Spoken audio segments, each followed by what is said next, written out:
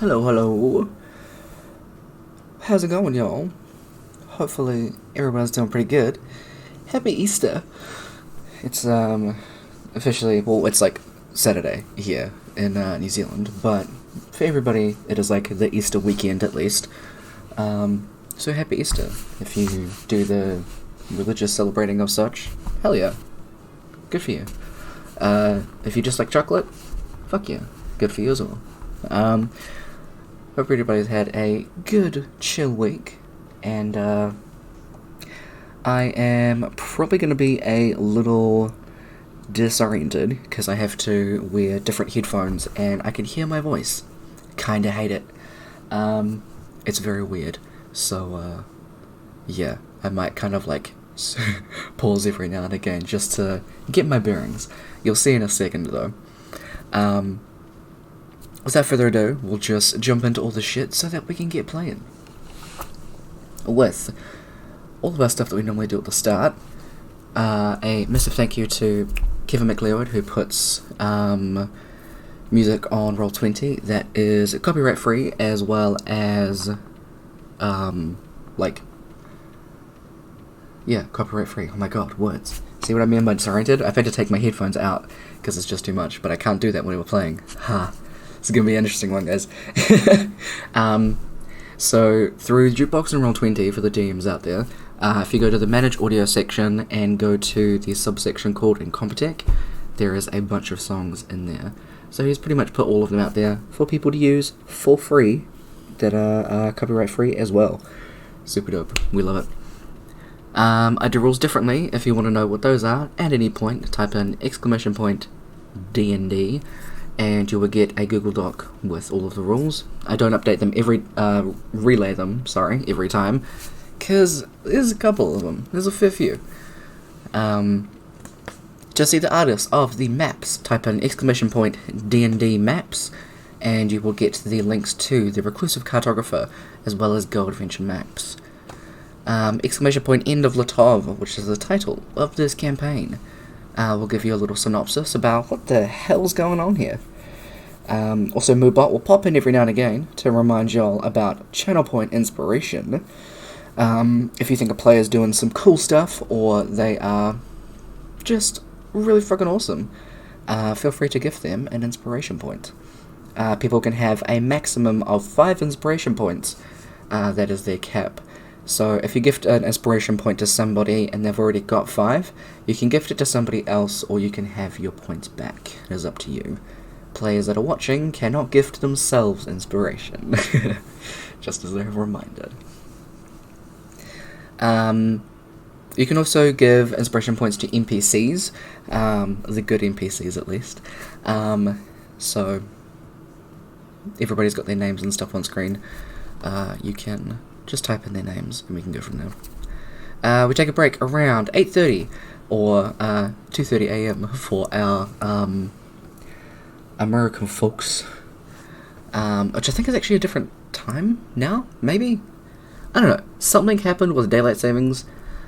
Some bullshit. I don't know. I don't even try to pretend like I know what's actually happening. It's confusing as hell. And also, because I'm the DM, I don't look at chat, so I look at it in the beginning, in the break, and also in the wrap-up. While it is pretty limited, I do keep it to just those small points, just because I've got to focus on the players and their experience.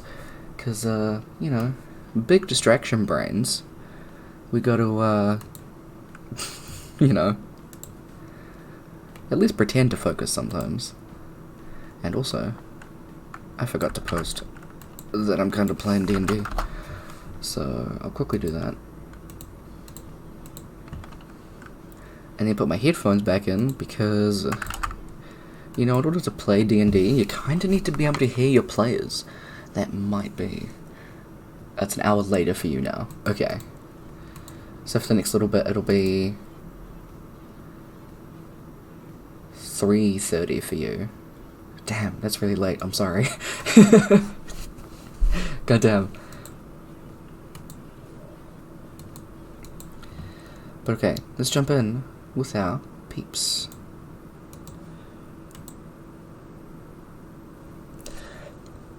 Excuse me. We met you before. Rotorua.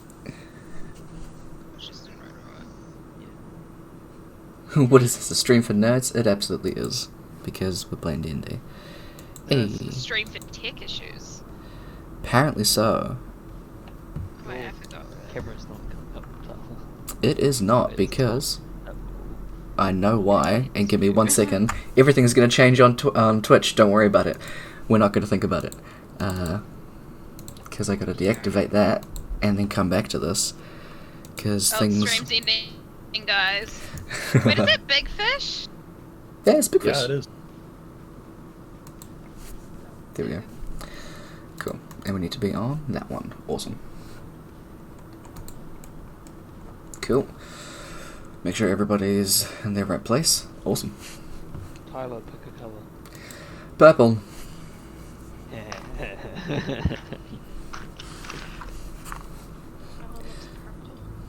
Exactly. I've also got my purple desk next to me. They made a silicone. Yeah, It's really cool.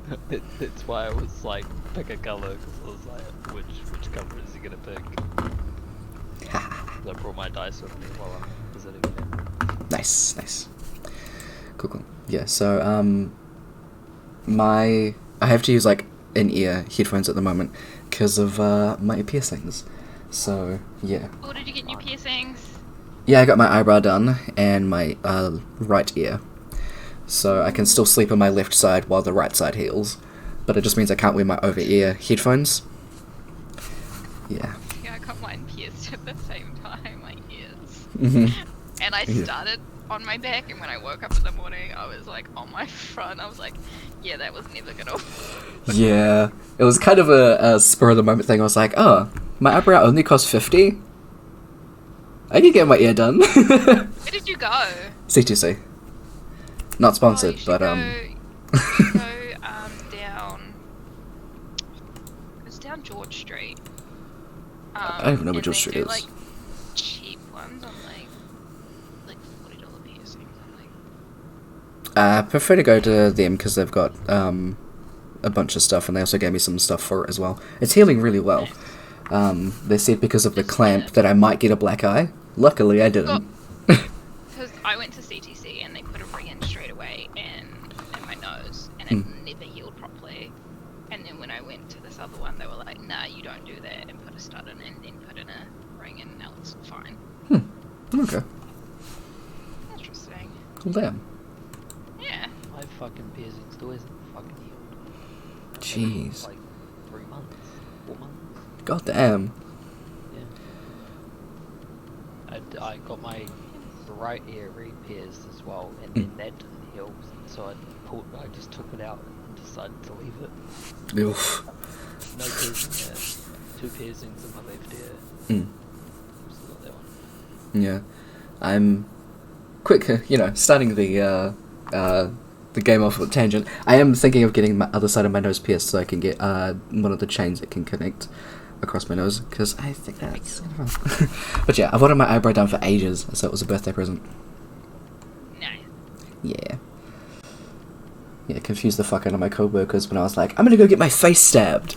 They were like, "Why would you do that?" Exactly. When, not like me turning up to work with, like, coloured hair. I don't know. Anyway. D&D. What we're here for in the first place. What we're really here for. Exactly. Alright. Make sure that this is... Oh, thanks. Ah, shit. I didn't do anything. Nothing happened. Please, I gotta frickin' refresh my Roll20 apparently, because that doesn't want to work. Let me play music, please. Does it not want you to play music? Apparently not. There we go. Alright, awesome. So, previously, on the 4th of Mystic Vale, Ilios goes to visit Light, as everybody is kind of coming down, and a lot of people are trying to find someone to help them out. and it seems a lot of people trying to turn to religion, even though they've called it a bunch of garbo previously, which is kind of getting to light. Wandering around town, Rourke notices some people that definitely steer clear of him, and goes to the inn to talk to Grandma about some of his memories, especially about the people that he fought with alongside, and he also finds out that he fought pretty well in the arenas as well, and where he's from, Canellan. She does give him new homework to kill more things and to get the sword. A little bit later, Rourke goes out into town and starts doing some working out, some flexing, and attracts the attention of a couple of ladies walking by as Double F joins them to do some working out. Hanging out with the rat fam, Amora goes to the outskirts of town, over by the mountains, and gets joined by, I have a weird way of saying her name, Alicia. And they talk about a couple of things, and about recovering memories and home locations, stuff like that. Strolling back into town together, they run into Ilios. Alicia questions him on what kind of stuff that he does, and she kind of very puts to, I don't know if it's harshly, but she makes a... I guess it's pretty judgmental the way she does it, but she's like, yeah, you're definitely a sorcerer. Basically fucking with her, though. Yeah.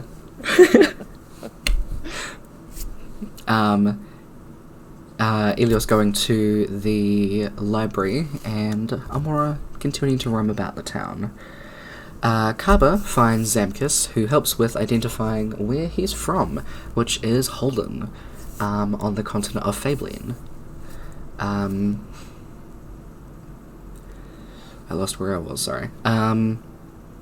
Zamkus lists Tottenham as one of the most interesting places that he has visited in the past, as his wide variety of travelling and things like that, being an adventurer. He also does recommend Turgeron, as it is the best known place for weaponsmithing. Kaba is gifted a world map as well, and heads to the academy to figure out more magic stuff. Meeting up with Dolo, who has to bolt out to go and get Nikki. Later on, they reconvene at the tavern together, where they then get introduced to Todol, Dolo's father, and Kaba draws some really cute flowers and stuff with Nikki. Todol is mildly worried about taking in the two Heron-Gone children, but really tries to not show it. And Todol talks to Kaba Bill, thanking him for hanging out with his family, and then goes to read to Nikki for a bedtime story. Ilios finds out he's a sorcerer. Rourke makes the town his gym, grunting included.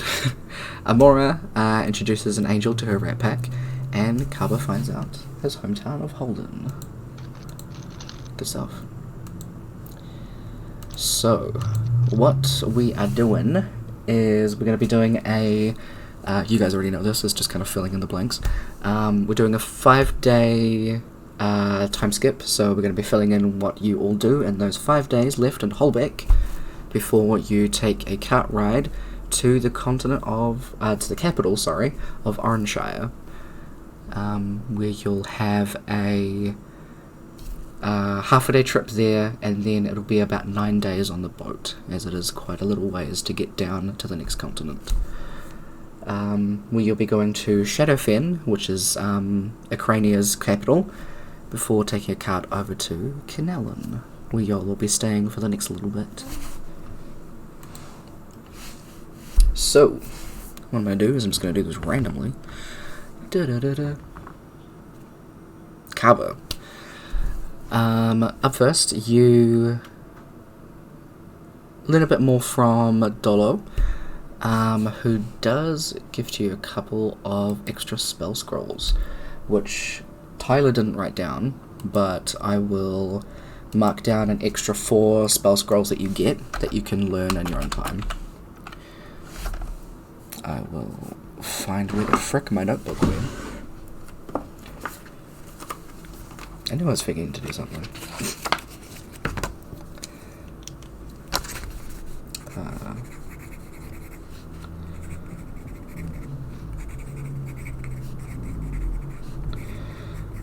One of them is Phantasmal... Not Phantasmal Killer, Phantasmal Force. Which is the first level one.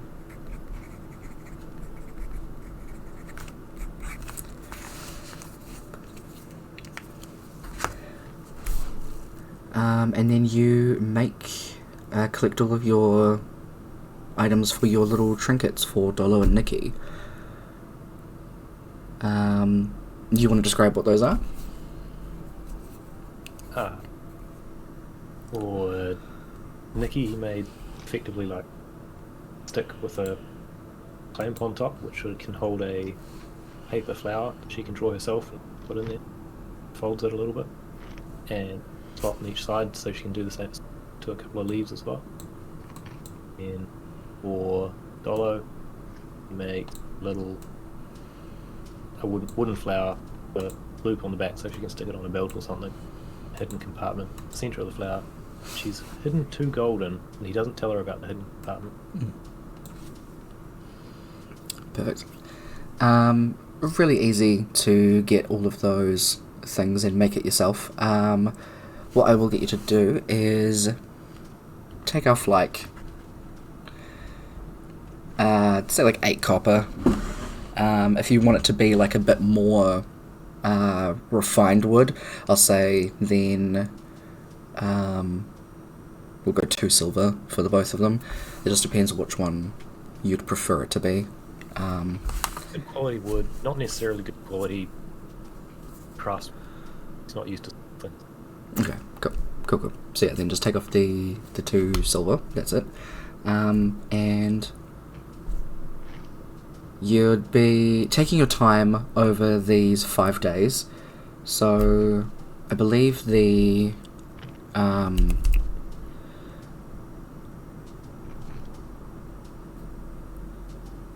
say make a... Actually, do you know what your dexterity is? I don't think you do.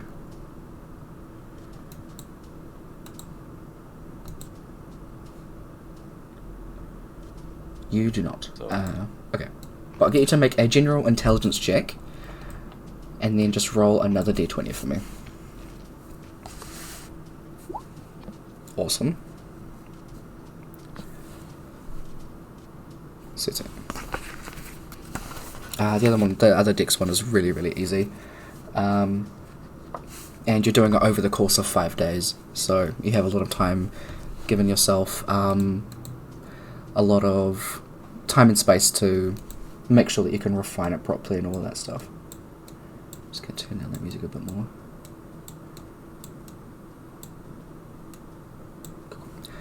Yeah. So after the 5 days, you have made these little trinkets, and I'd say by like the 3rd day of making them, that evening you would see you'd see Toadol, Dolo, and Nikki collecting their bags and stuff like that, and it looks like they are heading out to go back home. So Dolo lets you know about where they're going to be staying.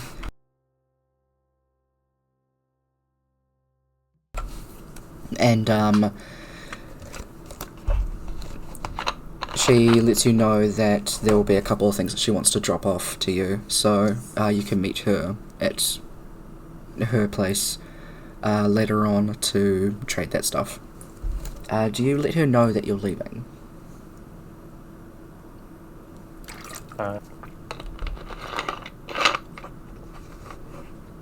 Say that there's a good chance we'll leave or go wandering couple of days.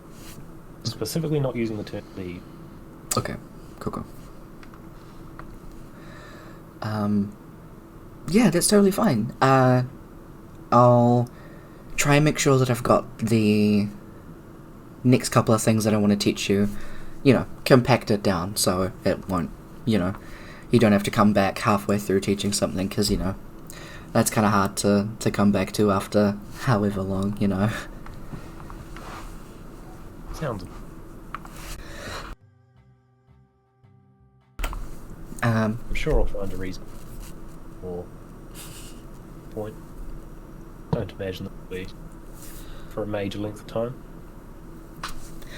Good. And then we'll say at the 5th day when you go to give it to her. You've probably just been having a study session.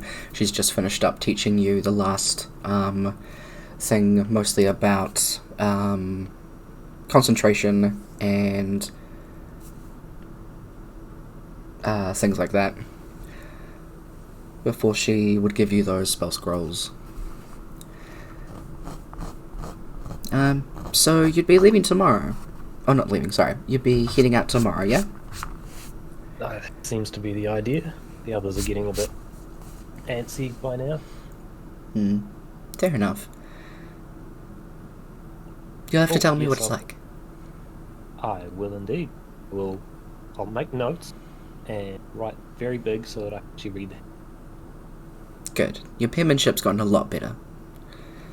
Thank you very much. That's the biggest pieces of praise I've gotten all the time I'm here.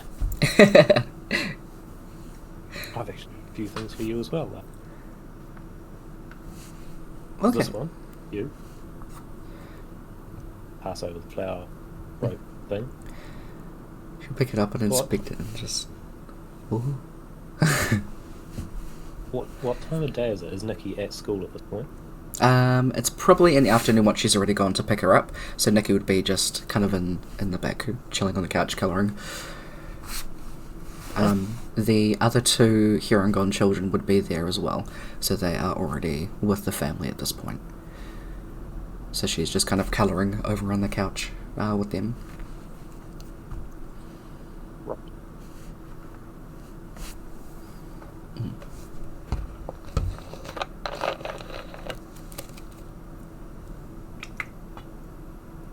I'll then say, thank you for being such a great teacher.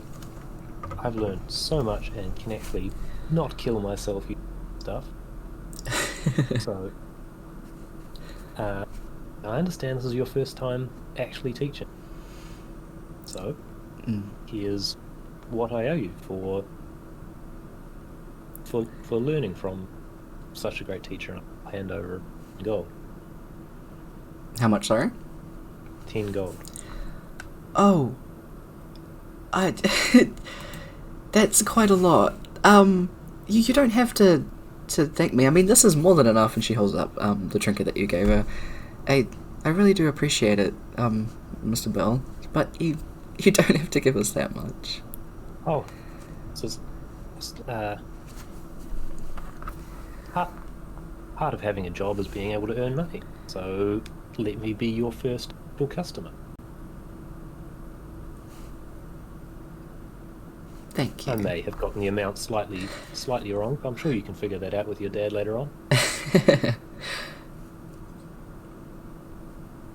Thank you. I've got a gift. Mind if I go past? Yeah, for sure.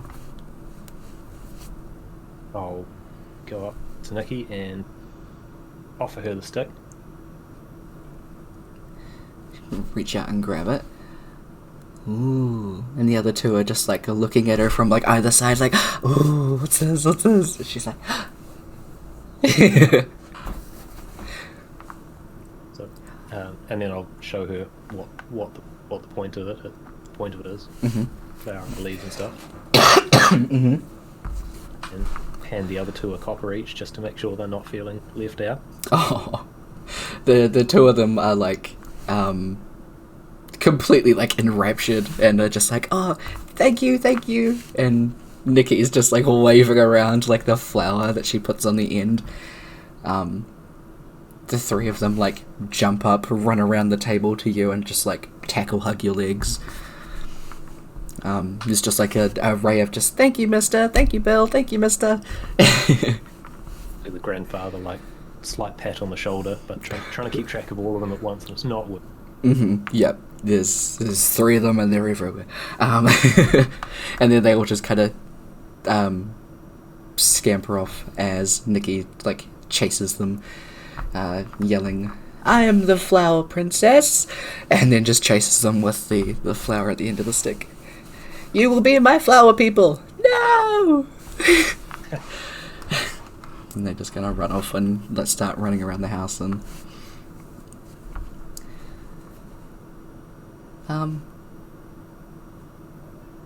thank you again, Mr. Bill. It's been really good teaching you, and yeah, just thank you in general. I hope your travels go well. So too, knowing people and travelling, that's probably my most prominent concern. Well, thank you for letting me get to know you and your sister and your family. Thank you, Dad, for effectively share your family for a little while. I'll let them know. At least from the sounds of the people that you're with, they seem pretty reliable. They're staying together pretty strong. All of them have different circumstances in which they're reliable. Certain circumstances in which things can go horrifically wrong. Hopefully we can rotate. True. Good luck.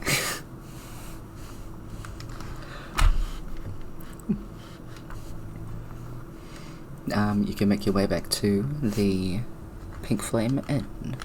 Pink Flame Tavern. Sorry. Yes.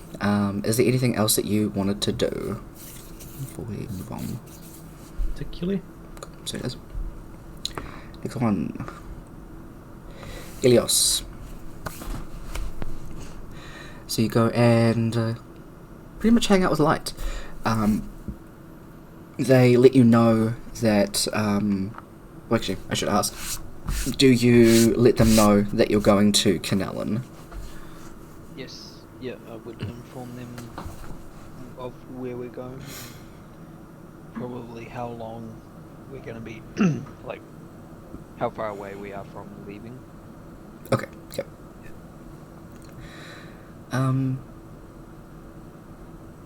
Perhaps I'll spend a couple of weeks here and then head over to, forget my own place names, head over to Lunaris. So I'll meet you there around maybe the oh no, because traveling times as well, Tyler has to do that as well. Probably around the end of, close to the end of Mystic Vale.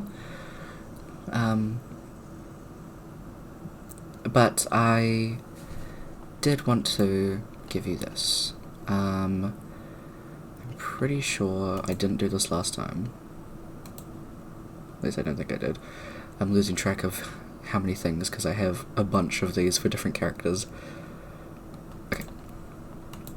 She gives you a sending stone that she has the other one of. I'll make sure I write that in my notes. Yes, so just put Light next to it as well. Yeah. So I can inform you when I'm around that area, and then perhaps we can meet up. I'll be sure to keep in touch.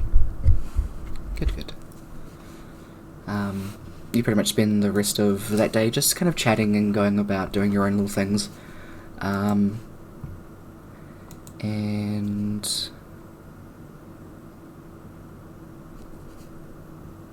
you wanted to have a look for something that could help you in combat, as well as your little trinket for Light. The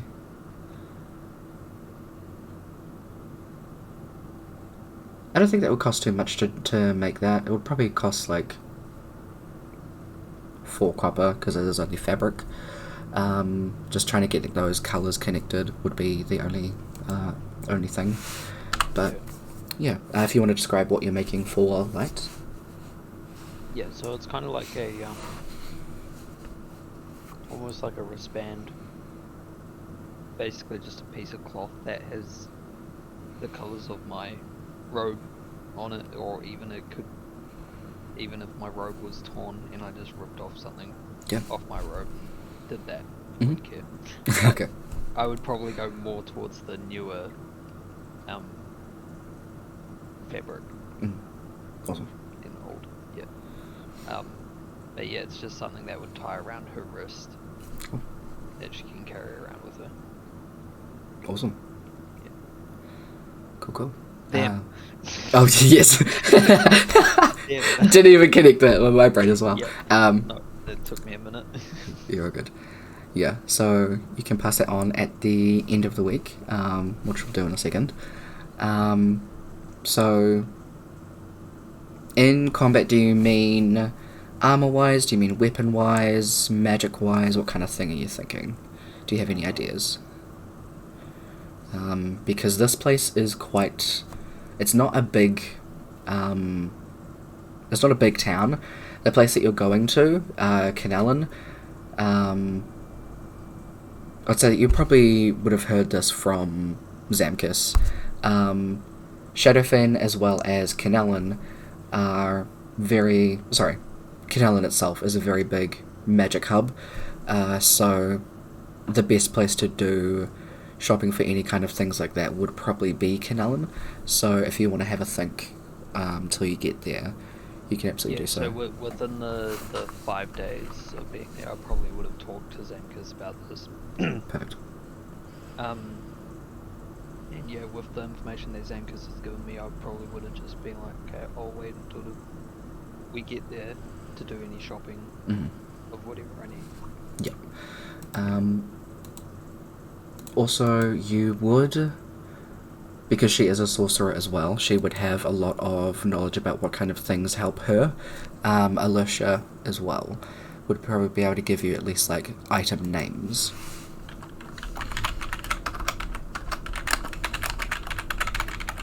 Yeah, I probably would have talked to quite a few people in 5 days, so probably gathering as much information as I can on that, while also spreading the rumour. Yes. Cool. In that case, I'm just going to minimize that for a second.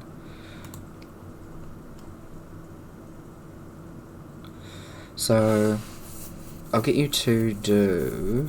So you've already done that for those initial 3, and then you're spending... How many of these 5 days are you going to spend? Are you going to do right up to the 5th day?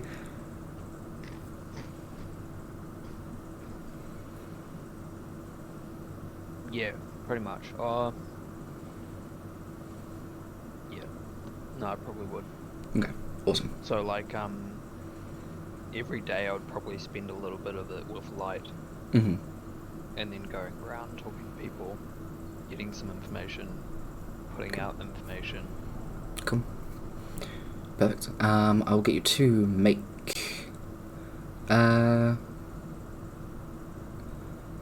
Make 5d20 rolls, and then let me know your persuasion or deception, whichever one you're choosing to use. Because I've got what you got in the beginning. I'm missing a d20.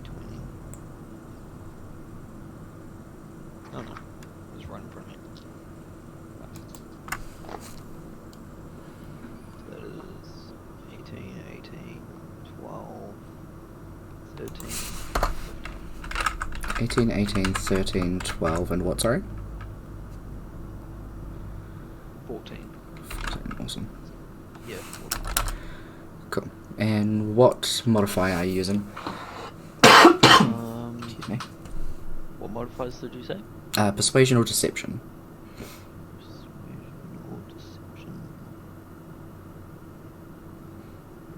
both the same, so probably deception. Cool. And that's plus what? 5. Awesome.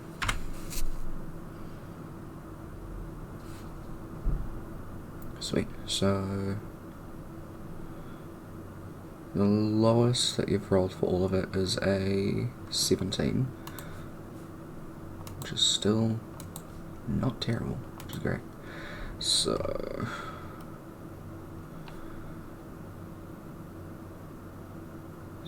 evening that out, you got a natural 20 for one of them, which would be 25. Most of them have been pretty high, so I'll set the base DC as probably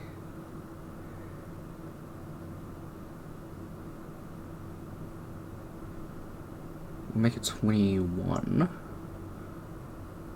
I usually get a couple of 18s, we'll go 22. And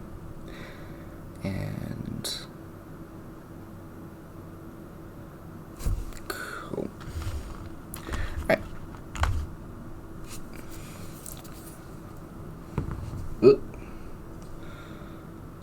Awesome. So that's lower, middle, and higher. Awesome. People that you need to know, well, people that probably need to know about this more, are the ones that rolled the lowest. So, nice. That was the plan. Awesome. Yeah, you got a very good DC for it. The way that I kind of do it was really confusing, so I'm not gonna try and explain it. Just trust me. And with that, you are. It pretty much gets to the point where all of your party even hear about it as well, and it's pretty much from. Like, you'd be surprised if there wasn't a person in this town that knew. And even a couple of times when people have come in from other towns like Oranshire, and even Farncom, which is the continent above Hollebeck, they have even been able to get it out to those areas, so you can imagine how much further it's gone. So right up until that, like, 5th day, there is a kind of tap at your window one night, and you just hear the sound of coin, as it's just a sack of gold coins placed there for you. Then there's just a note with it in like impeccable calligraphy. It says I probably would be spending most of my nights at the shrine. Okay. For my final days there. Okay. I mean, they could find you anyway. They've been following you. yeah. But that's good to know. You know. Yeah. Cool. Cool. So yeah, wherever you are, you do get the coin and the note, which pretty much just says, "I'm impressed."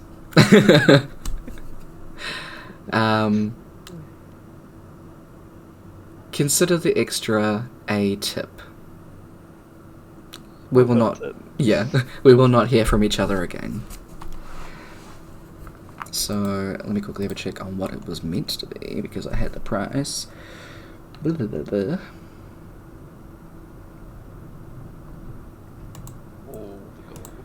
All the gold. It's going to be quite a bit because she's fucking wealthy. So, it would be all up about 900 gold. 900. Yep. So that brings me to over 1,000 gold. Yep. Okay, I know so who I'm stealing from. give me a fucking second. I'm gonna half it. Mm-hmm. So 450. Cool. I'm gonna give half to basically split half of it with the party. Okay. So split 450 between 3 people. Yep. So, everyone gets 150 gold pieces. Yep. And then the final half, I would just split in half and give half to Light. Okay. Just to help out. So you yourself get 225 gold, Yep. and she has that as well.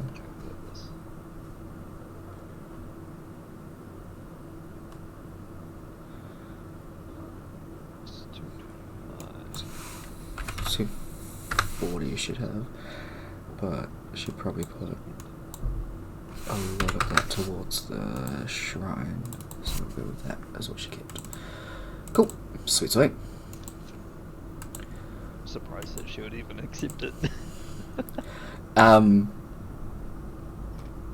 You can see immediately, like, the amount that she puts aside is like goes into a case that has a lot of other things for the shrine itself. Like, she puts a majority of it towards that, but you do see the part that she keeps, she does kind of tuck away. It'll at least get me to Lunaris to see you, so thank you. I hope it helps. It will. The cost of the glass panels have been a lot, so that has definitely helped. Thank you. No worries. Always happy to help. Cool. So I'll pretty much just give you a list of stuff that you get recommended for items and weapons.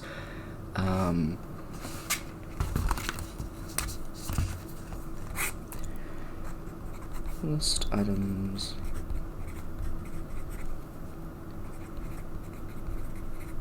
Cool. And you also wanted to send a message to Nim about where you're heading.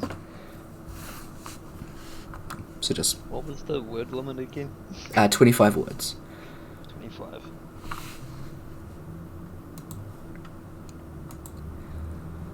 More than I you don't think. even know how I'll do this. Because I'm either gonna underword it or overword it.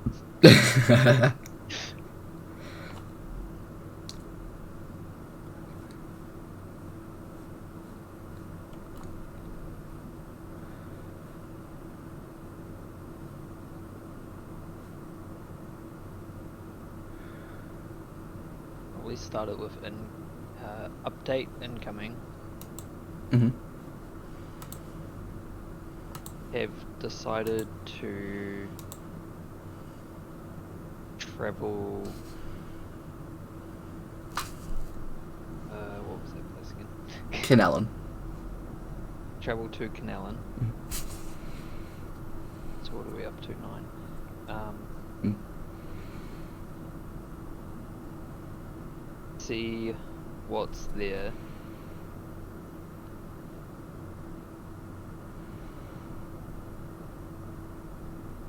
And will make a trip to Linares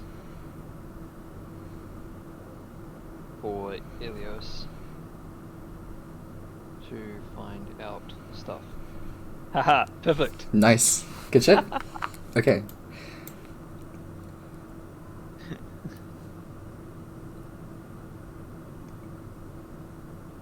Does take a fair while for the response to come through. Probably at least like a couple of hours before you hear back. Good to know. I'll check in and find out where y'all are.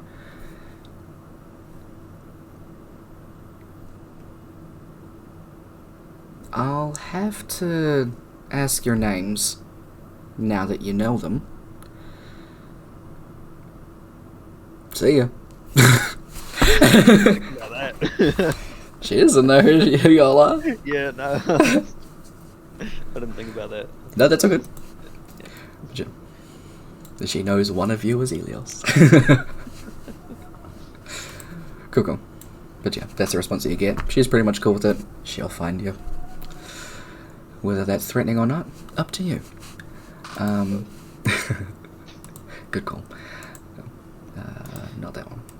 This one. Okay. And was there anything else that you wanted to do? Nah, not really. So for the final, or while I'm spending time with Light, I would also do the prayers with her. Them. With them, yep. Yep. And obviously sit down, enjoy the time. Nice. Yeah. Very good. Getting shit done. Good shit, good shit. Okay. So. Boba. Rock. So you are doing some working out and sparring.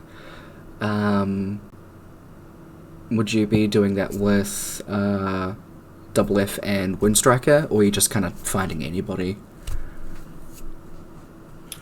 Mostly with Double Up and Moonstriker, but if anybody wants to spar, he won't turn anybody down. So.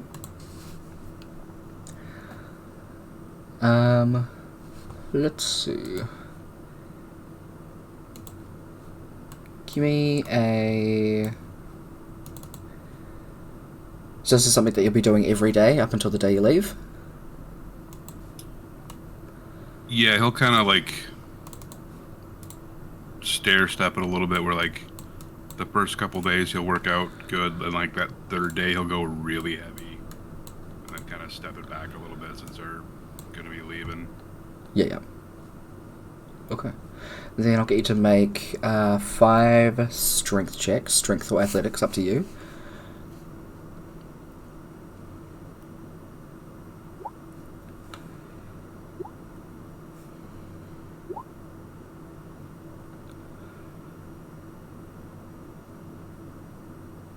Awesome. Alright. Let me just do some cross-referencing.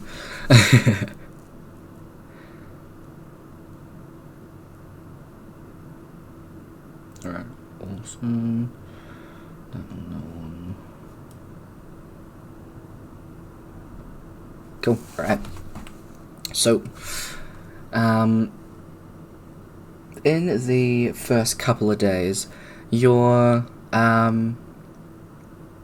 mostly sparring with Windstriker. You guys are kind of comfortable together. He does bring along a couple of other people who are just like, barbarians and fighters as well. They're just random members from the Adventurers Guild. Just so it's not like you're sparring with this one person for ages and it gets predictable. Switch it up. And you kind of have a couple of moments with these other two people where you find yourself definitely in your groove and you get into your rage really easily, and they kind of have a moment where they're like,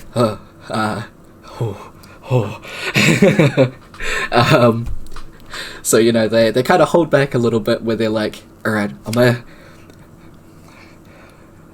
Fuck, he's gonna, like, crush me. Do I...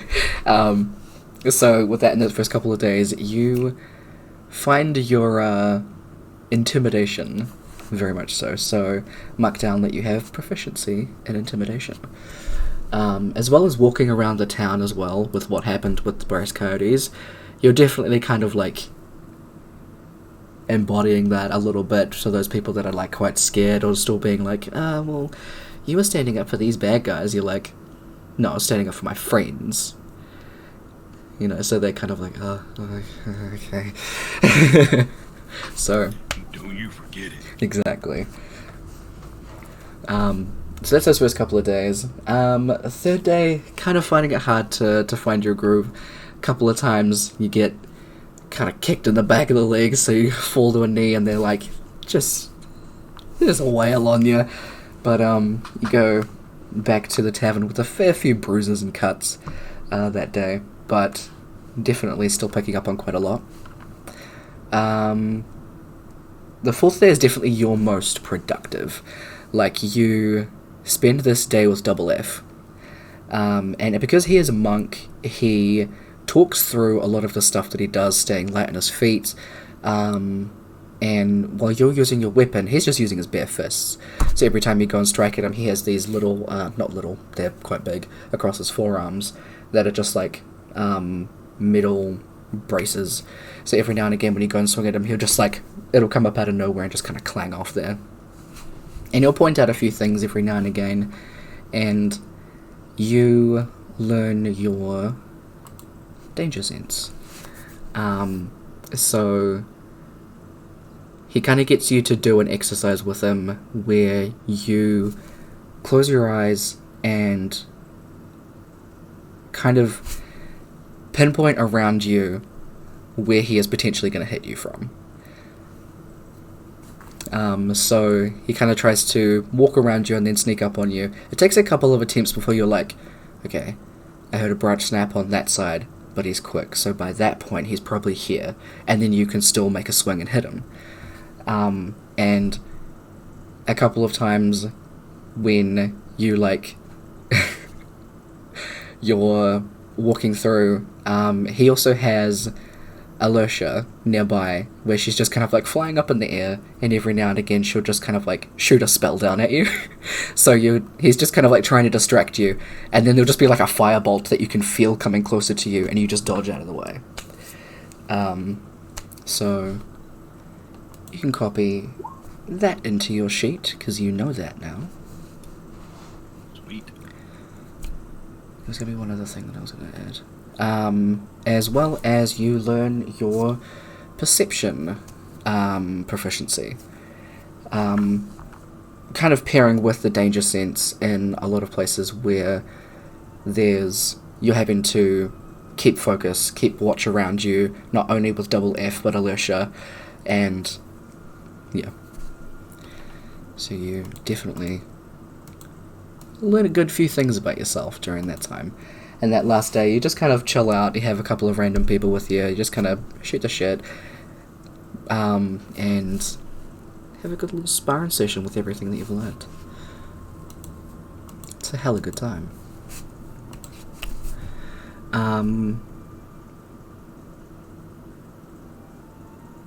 And I think... I'd say, like, definitely by the end of doing that consistently for, like, long periods of time over those, like, 5 days. Oops, wrong thing.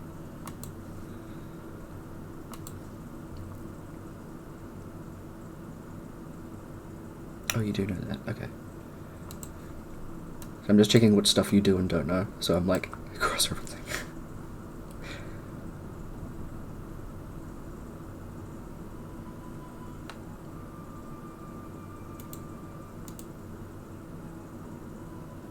I'd say as well that you learn that you're pretty good with most weapons.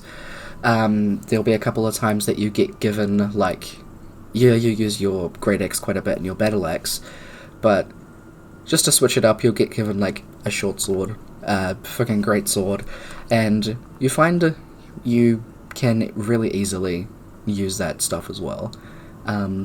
So you're proficient with martial and simple weapons as well. So I'm pretty sure you should be able to just drag that from the compendium into your sheet. Or you can type it in, it's up to you. Cool. So it's it. And was there any other stuff that you wanted to do? Probably just talking to Xanthus, just trying to learn more about standard things barbarians can do. Mm-hmm. A lot of the stuff that he fills you in on is pretty much just like the real logistics of rage stuff. To keep it up, you need to make sure that you're hitting things or being hit, just those like mechanical things. Yeah. Because he is a different kind of barbarian, he can only really talk from like the broadest aspect of it, so not like subclass things where it's just like main barbarian things.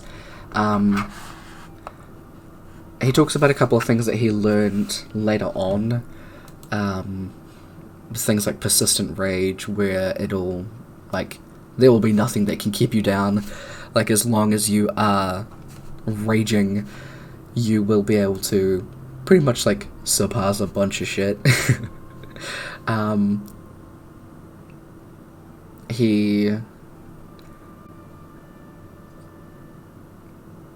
A lot of the stuff that he talks about is like later on general barbarian stuff, but none of that really seems to kind of like stick for the time being. It's just kind of like, oh yeah, that might be a thing later, good to know.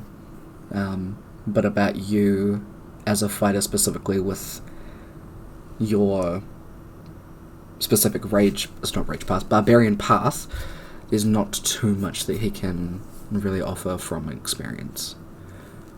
Yeah.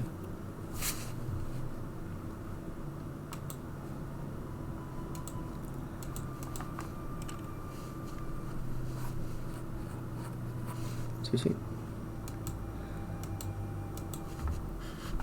And Amora. So you wanted to learn spiritual weapon. Alright. So going out into... Are you doing this by yourself, or are you gonna get someone to give you a hand? I'm gonna try find someone to give me a hand. Alright, awesome. Of the people that you know of...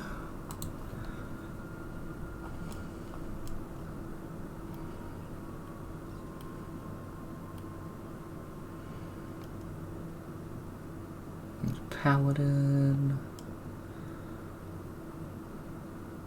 She's a cleric. It would probably be Zinnia, the elephant person from the nature shrine.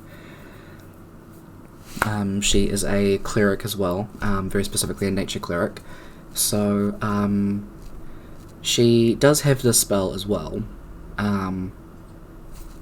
You go at the back of the nature shrine, and it's just kind of like a big area that you can not really like spar in, but she's still gonna try and show you how to manifest that and how at least she does it.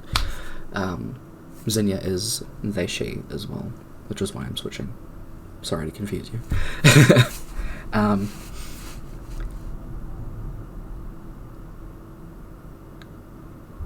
So Zinnia will ask you about like the specifics of your magic, how you've come to cast a bunch of your spells before, how you've kind of figured them out on your own in the past.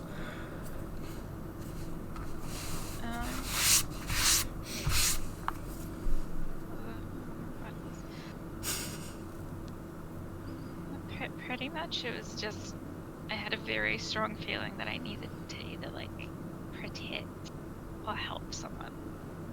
And that's usually how it came about. Good. That makes sense. I mean, as clerics, it's very much our instinct to help and aid others. So, when you imagine yourself protecting somebody, would it be... Are you putting yourself in the way, or are you swinging? I'm putting myself in the way. Okay. She takes a step forward and closes her eyes, taking a deep breath in, and you feel kind of the air pick up around her for a little bit before she casts her own spiritual weapon. You can see this takes the shape of a very tightly thorn-woven like shield, with like a bunch of prickles and stuff pointing out of it, and made of like some parts of bark and things like that, and it's just kind of like a massive shield that is spectral, that just kind of hovers in place, and then with her hand she just kind of moves it, and just you can see it moves with her hand.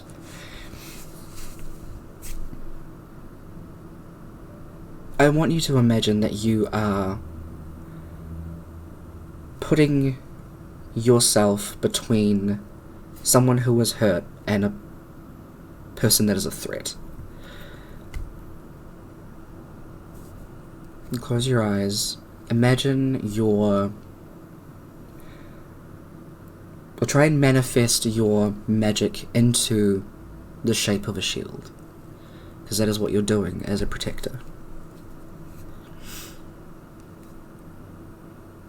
And then describe the kind of shield that Amora would bring up.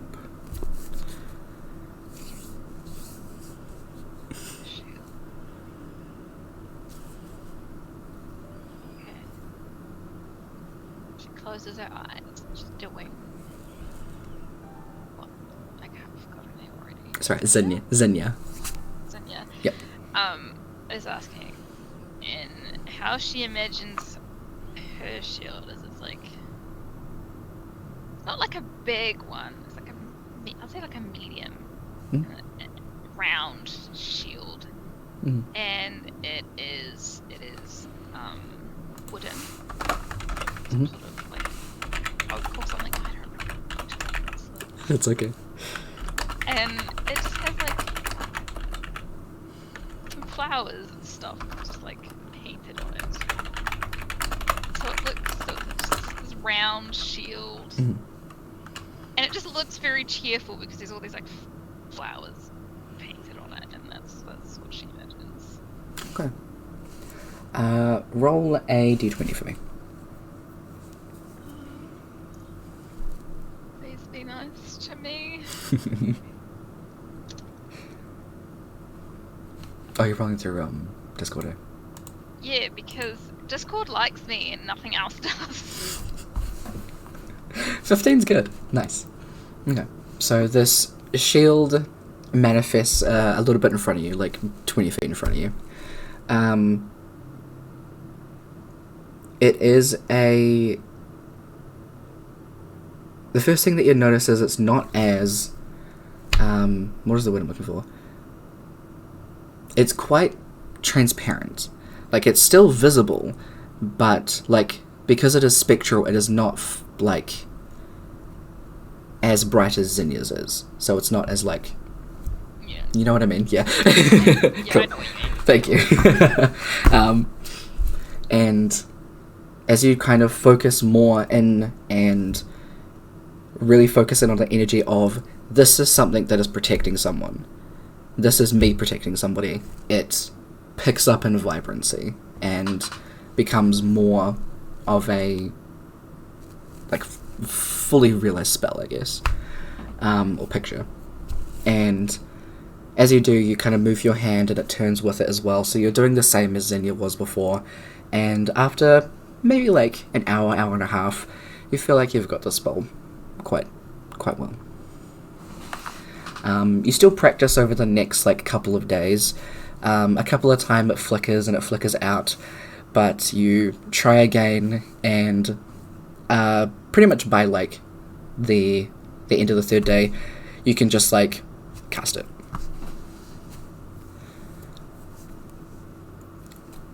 So yeah.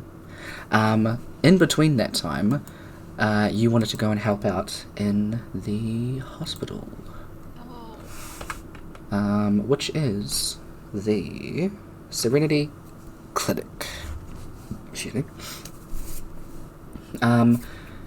So going into there and pretty much just asking if there's anything that you can do to help around.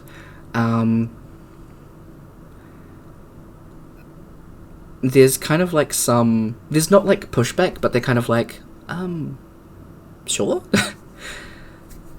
You... Like, who is this random person?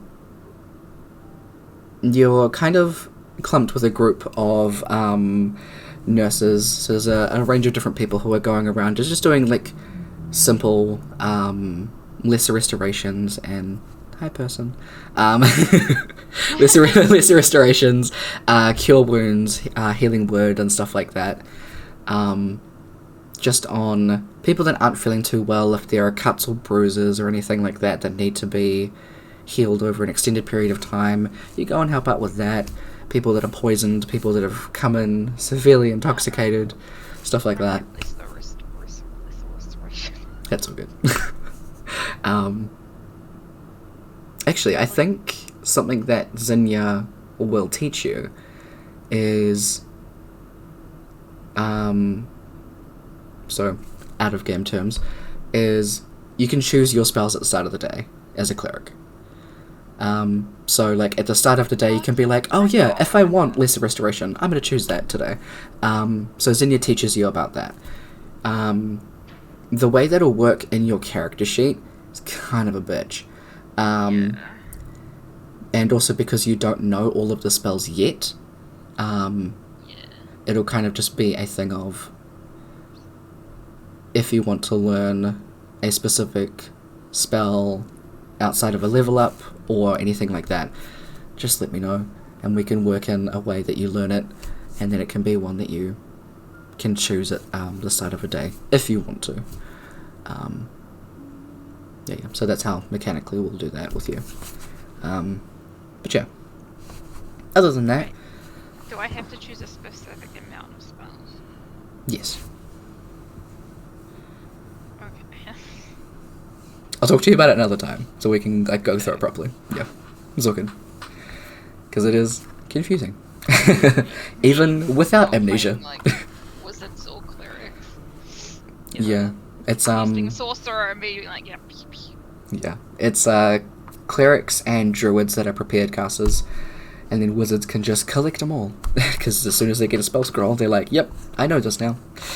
So they're Pokemon masters. Pretty much. Yeah.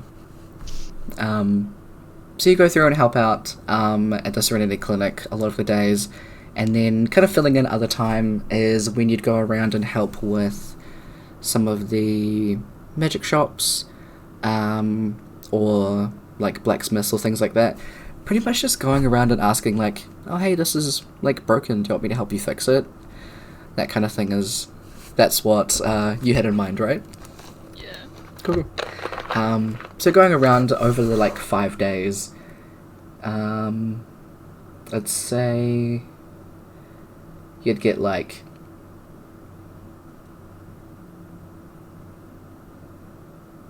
12 gold and 25 silver. Yeah. I need a math.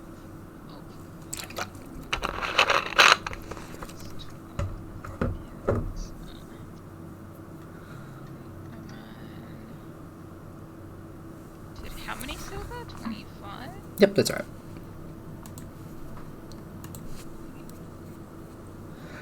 Ow. My nose.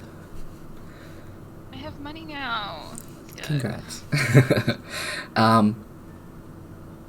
Also, haha, for those of you that are in the tavern,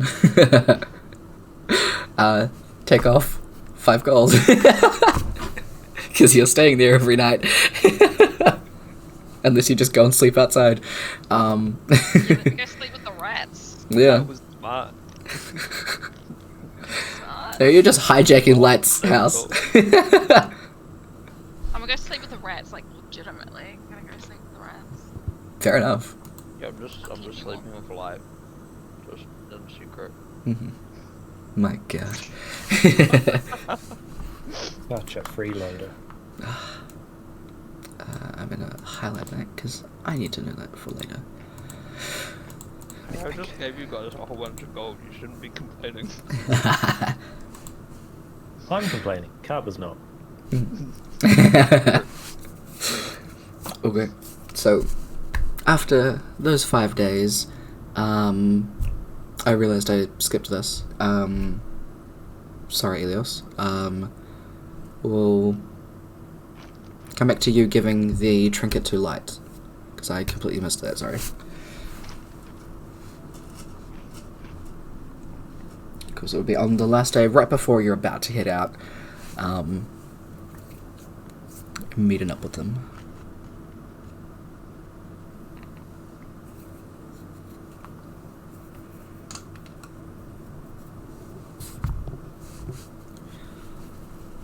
You're good, take it out. I've got something stuck in my tooth.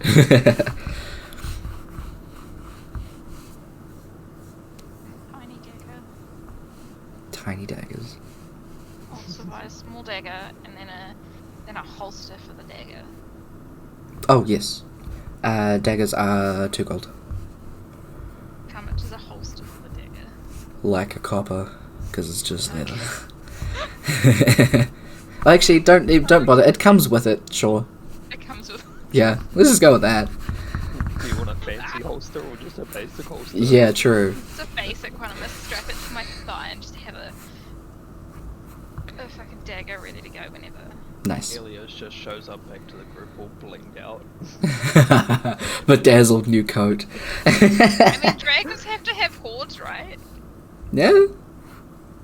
You are my horde, what are you on about? Oh. I was gonna say that's gay. Okay. The people have now become the horde. Oh. One. The treasure was the friends we collected. So that's why he gave us gold. Oh. So that you'll hang around. Has to pay you to be his friends.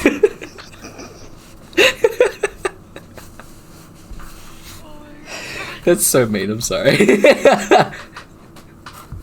you're not being mean to me, you're being mean to Helios. That's true, that's fine.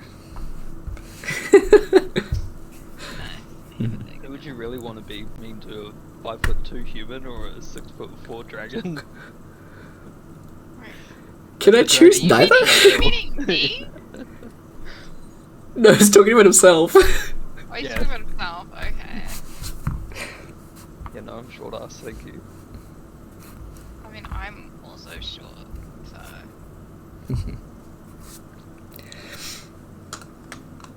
Back to D&D.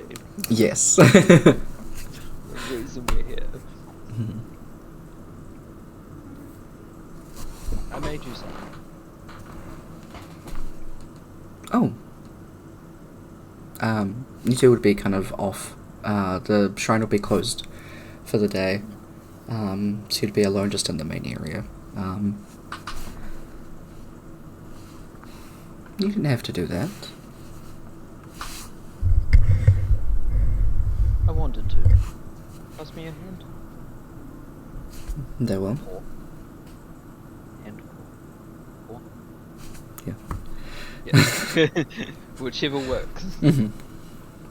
They do. Yeah, I tie the little bit of fabric around their wrist. They just look down at it, like a very, it's very soft and content, like smile. Thank you.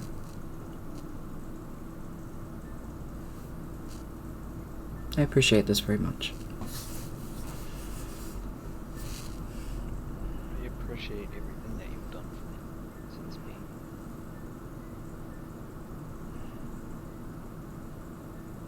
No, if I recall, it was you that helped me when we first met.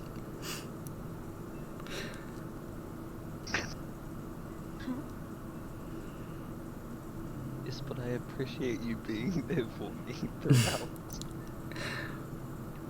Sorry, I couldn't say that without laughing. No, that's okay. Well, it's been a pleasure getting to know you. I'm very glad that you stumbled your way here. Been very pleasant company.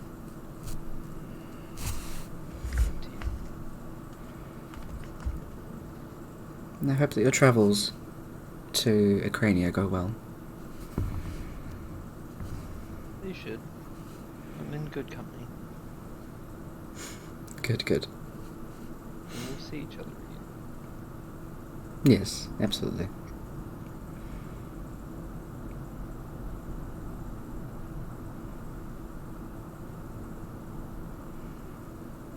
And probably for the, unless there's anything else that you'd like to say. Probably the only thing else I would do is one, give them a hug, Mhm. and two, probably sit down for a prayer for the travels. Yes, absolutely. Yeah. And so the two of you sit for a while, just kind of chatting, before going over to pray.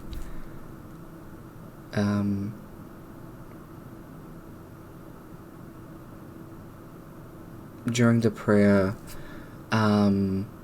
Light also does mention the maelstrom as you are heading across the ocean, so they do mention that they hope that the maelstrom is content and will give you safe travels.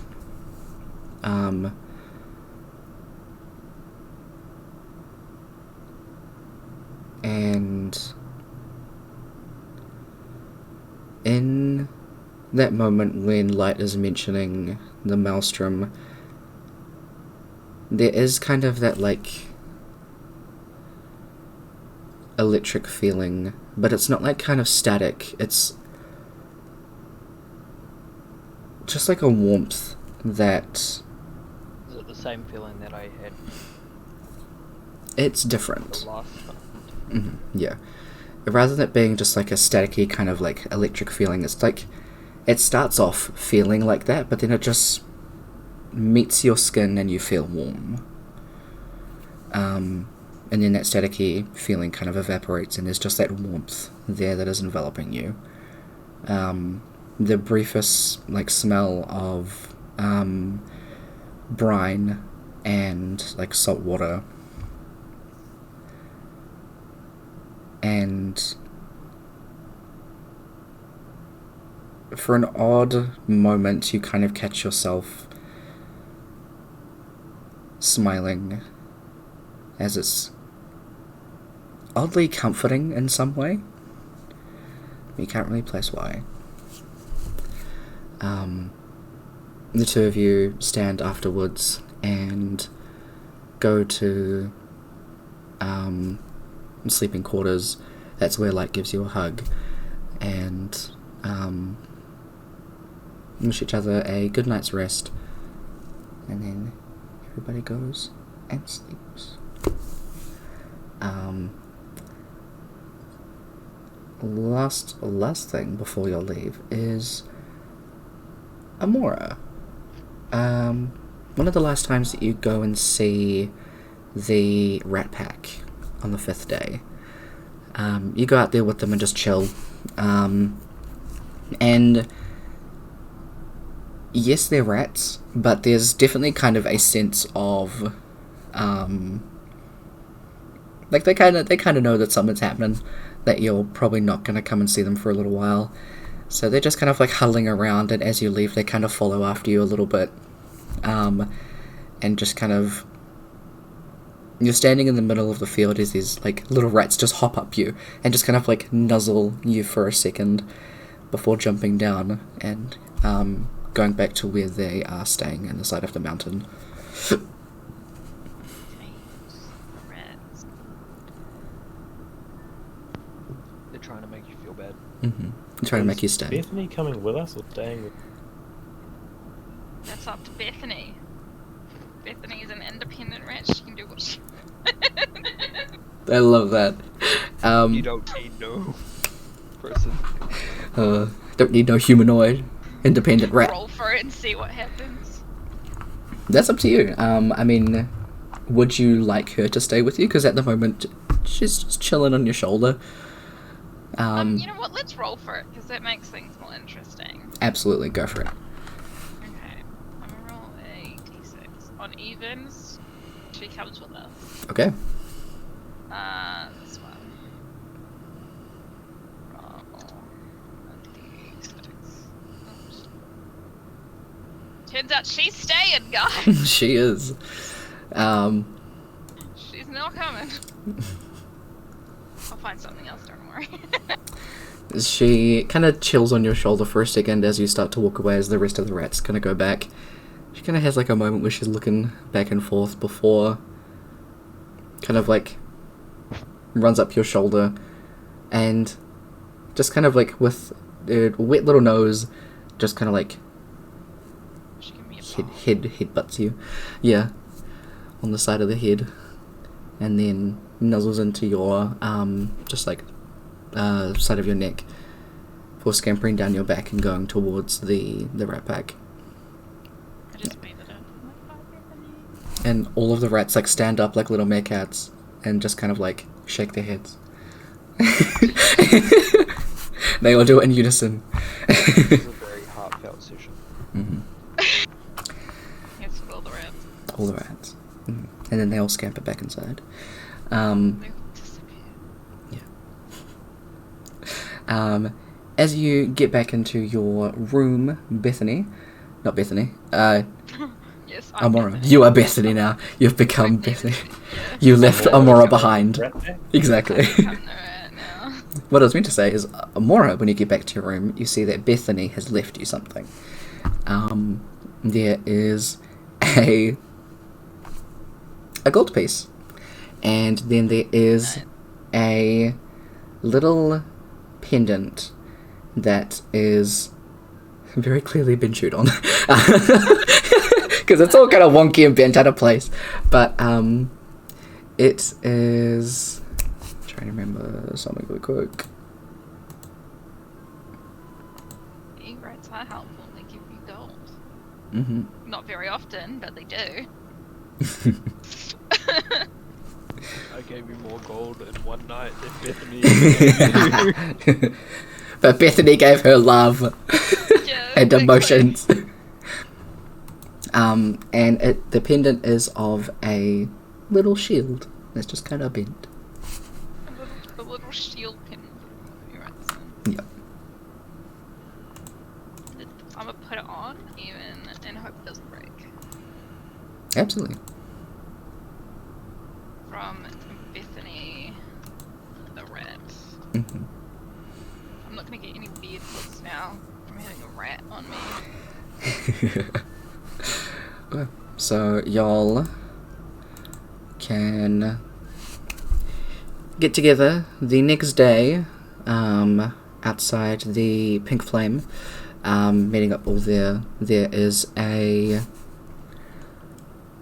cart that was arranged for you. Nakoa said that she knew somebody, so she could get someone to meet you out there to take you to Oranshire. And as each of you head out there, Nakoa's like happily sitting out there. You guys can all have breakfast first, obviously. And there's a little gnome man that is sitting on the carriage with two horses. There's a light brown horse with a white patch on its face, and then there's a dark grey horse as well. And he's just kind of sitting there happily as y'all arrive. Can I say hello to the horses? Absolutely. Go up to them and like, give them a little pat and be like, "Hi horses, what are your names?" They just kind of like, not like headbutt you, but like, you know, do that thing where they like nuzzle into your hand. That's the word. The gnome guy says, "Oh, well, the light brown one, her name's Kamina, and the dark grey one's called Ashen." I really want to do that thing. It's from like, I can't remember what movie, but it's like, no, that horse isn't named that. This is her name, and you should respect her choices or something. But I'm not going to, and I've already forgotten their names. Great. But he's just happily chilling as you guys get your Still stuff. gonna call them by their names. Mhm. I just don't remember. That's fine. So what we might do is we might do early break and then come back at 8:30. Does that sound alright with y'all? Yeah. Cool. What I'll get someone to do first is, depending on what we're going to be doing. That is number 1. So, Brooke, can you please roll a d20 for me? Oakley dokily. Roll. 1d20. That is a 13. Alright, sick. That's nice. No idea what that means, but that's what it is. Don't worry, I do, and that's the point. I thought so, yeah. Yeah. I mean, you kind of hope so, at least. I hope you know where this is all going. Oh, I hope so too. We'll find out eventually. We're in for a ride. Wait, where are we going? Sidetrack it. That's You alright. never know. We got no memories mostly. Mm-hmm. Just hearing Tyler's crazy ride. Ha ha ha ha. We're here for sorry. a good time, not a long time. Exactly. I'm still surprised that we have not died. Honestly, I'm surprised no one has died yet, considering my track record with characters. Yeah. During the stories that I've been told from Tyler, I'm really surprised not one of us have actually died. We've gone down a couple of times. Yeah, don't worry, it'll be fine. Get to that later on. Exactly. We haven't like hit plot yet. He's gonna kill me in my hometown. We're still in the introduction, right? This is coming to the first chapter. Okay, so we will come back after about 30 minutes, so we'll have our break now.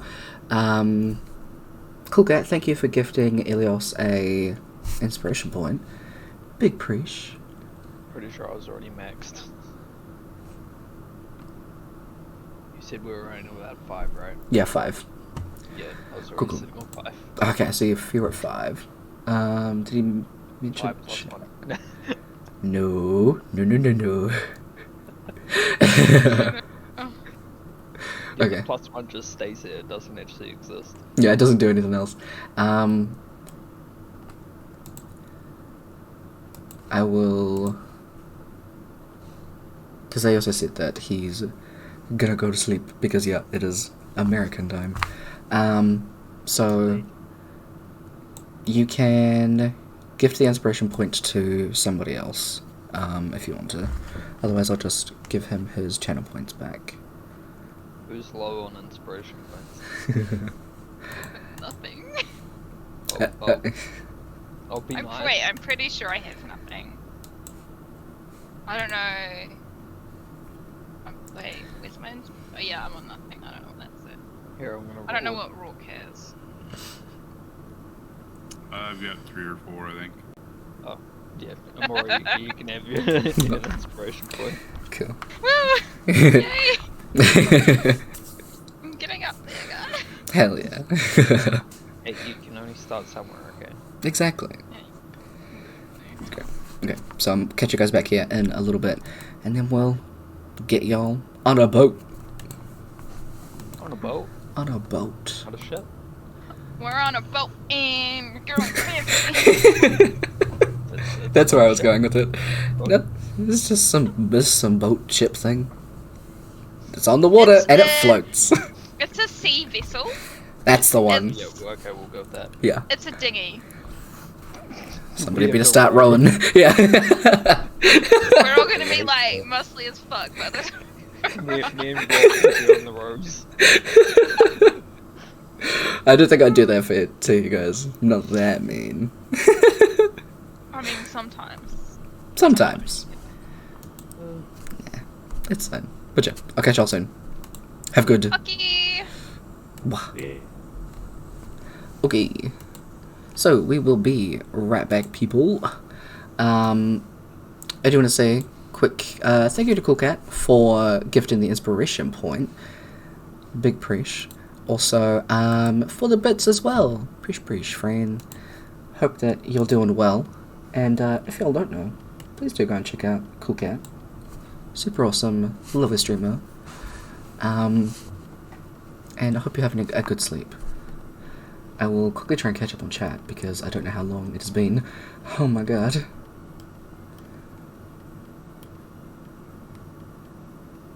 Oh my god, you raided as well. What the hell? I didn't even... I missed that. Ah. Thank you for the raid as well. Thank you, people. I love you as well. Amazing people. Hope y'all is good. Look, thank you. Hold on. Kyra. I always say that I want to say Kiara, but I have to like read, you know, that might help. Thank you, Kyra. Thank you for the work. I hope you're doing good. Hey, Shihan. Hope you're doing well as well.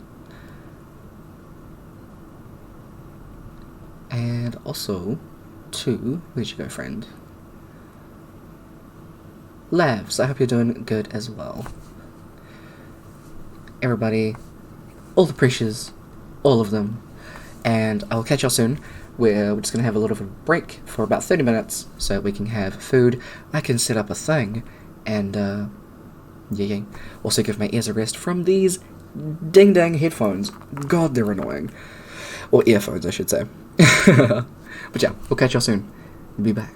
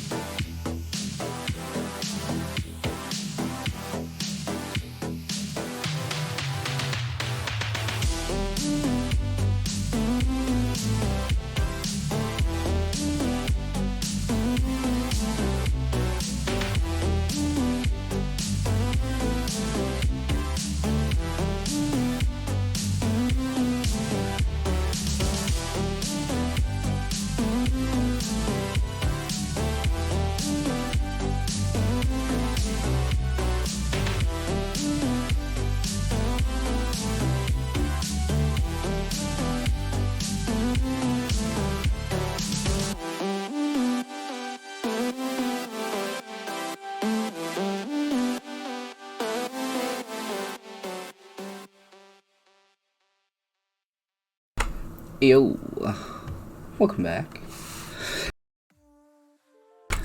Hope you had a good little break while everybody did things.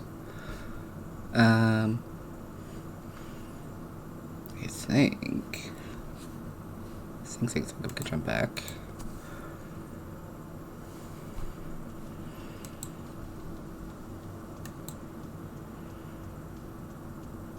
Oh, awesome, it doesn't mess with the things. Hell yeah. Ew, peeps. Oh. Yo. Sweet. Switch this back over.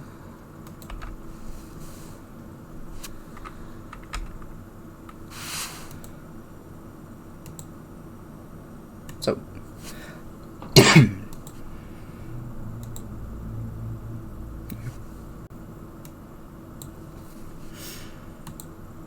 As y'all are traveling down to Oranshire, I'll show you guys on here. So this is where y'all are at the moment, traveling down to the capital of this little place, and that is where you'll be taking your boat. But on your way, you see there is a cart and a horse in the middle of the road. So we jump on over. There's just a horse and laying on the ground and a cart covered in blood. As your driver slows down, unsure how to proceed, kind of turns around to you guys in the back. Hey, so there's been some kind of accident up the front. Do one of you mind, moving the cart or, horse?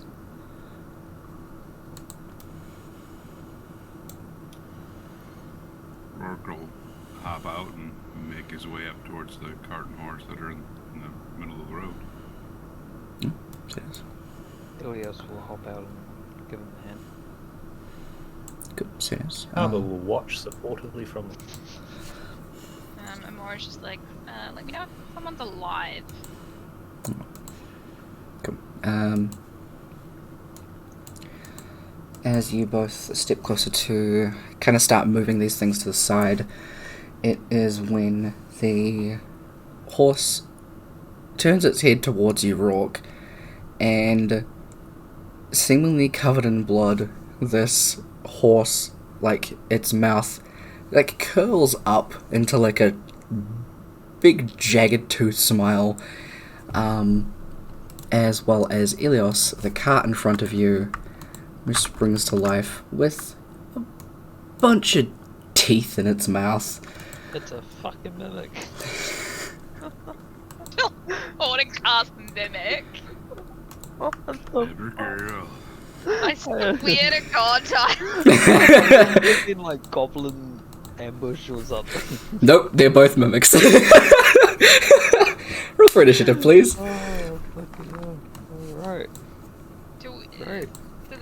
Wait, do us that have sleep back know what's going on, or are we just like oblivious at the moment? Oh yeah, would they actually see it?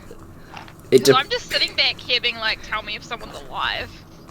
I mean, it's up to you if you want to, call out. Would have yelled. You hear a yell. Okay, so I need to roll. Excuse me, sorry. I forgot to do the What did it 20? You had to fuck me over on that one, then yeah. I think that's 9 altogether.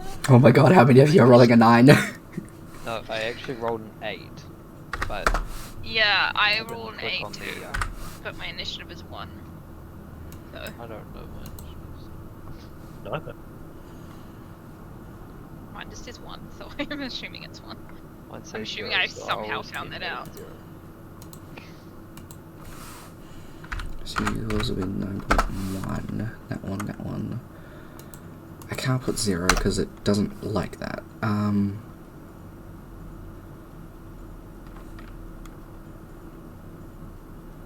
All the same.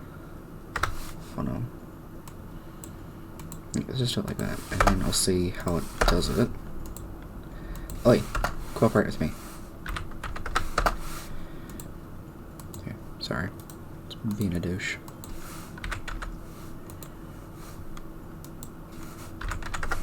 Here we go. That's all of them.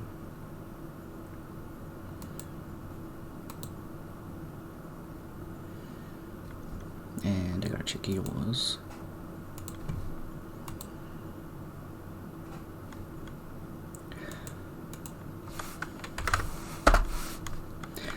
Kaba, Ilios, roll a d20, please.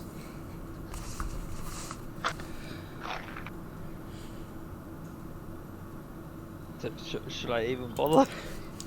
So it's going in this order. Yeah. Yeah. I rolled a 15 anyway, so. Okay. Just for like a fun little thing for stream, if you want to have a look at the image that I used for the horse mimic, look up horses with dog mouths, because that's the image I used. Oh my god. It's creepy as shit. It's creepy as shit.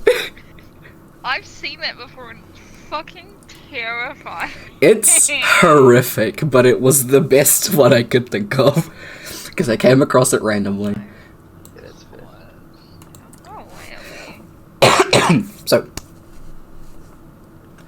make sure I'm on the right thing. Yep, you're fine. Cool. So the mimics get a surprise round. Can mimics talk? You have no idea. You don't even know what a mimic is. I mean like out of game. Can they talk? No. Can they mimic speech? Can they mimic people? What if you just went like a whole campaign and didn't realize that like one of your players was a mimic and you just thought they were mute? That could actually be interesting, but also like, I played a campaign like that, but it was the DM said that double gangers didn't have they didn't have a form of speech. Oh, Oh. man. Okay, yeah. They played a whole. It was telepathy speech, and that was it. That's all he was allowed to like. There was no voice speech for him, and he could only speak like 3 times a day. What the fuck? Yeah. misses Elios and hits Rock. That's a change.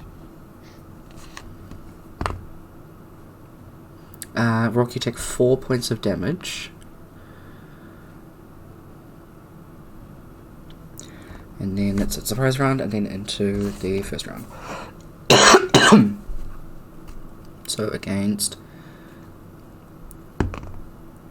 That definitely hits Elios. And that hits Rock. Elios, you take 8 points of damage.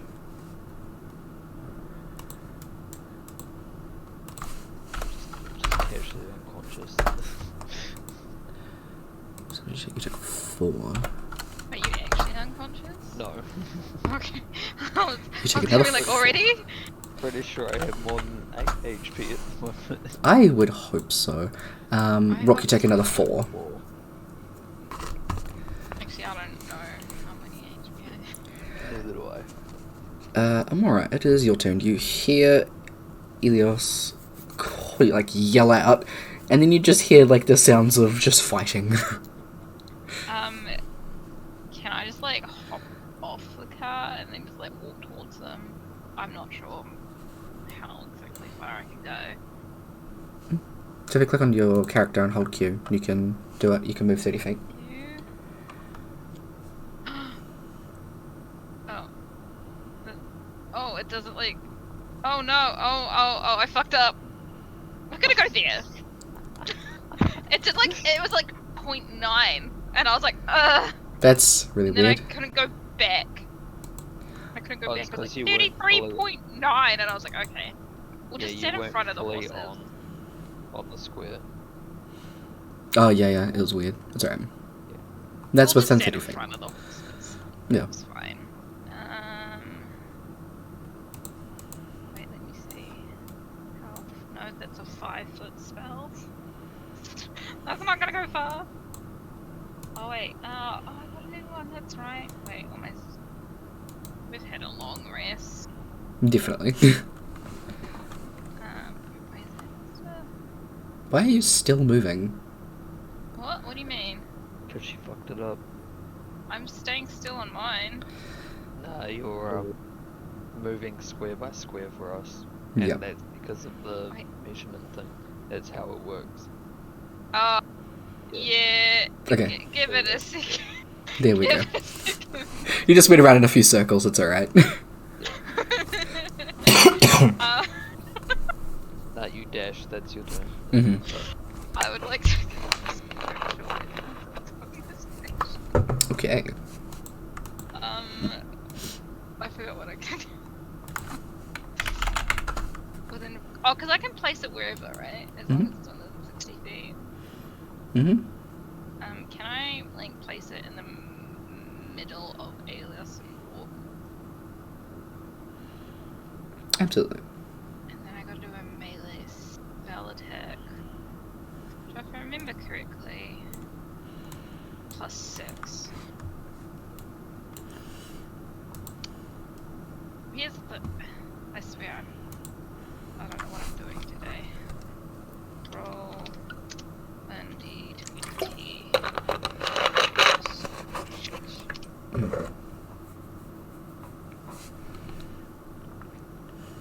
That's an 8.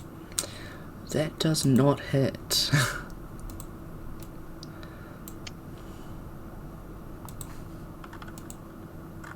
It's a bonus action. Can I use the rest of my action to get closer? Yes. With your Okay, dash, yeah. cool. Let me just pull out 30. Oh, we'll just go. Just go on the other. Oh no, no, we're gonna go right in front of my shield. Okay. You can stand in the same square as it because it's spectral. Oh, can I? Yeah. Okay, cool. Yeah. Oops, shit, I'm pressing the wrong things. Okay, that's the end of my turn. Alright, sweet. Kaba, you're up. I'll down out and move around a bit. Mm-hmm. That cart is attacking Aeolus, and the idea of a piece of wooden furniture physically attacking someone kind of offends my sensibilities. Mm-hmm.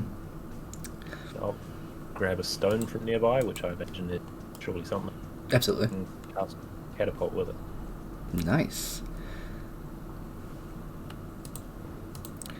This is a spell that you know, yeah? Yeah. Because you've got all yours. Yep. Only-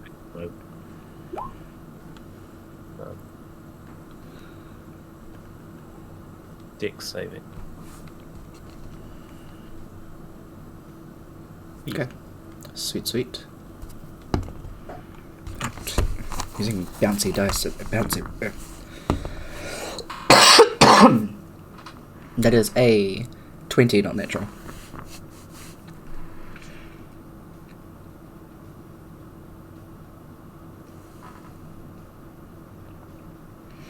Imagine that probably passes it then.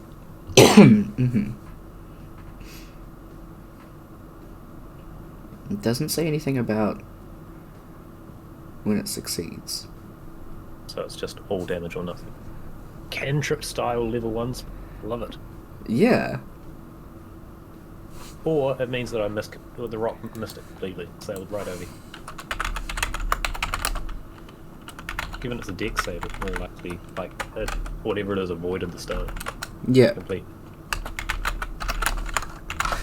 Just Sorry.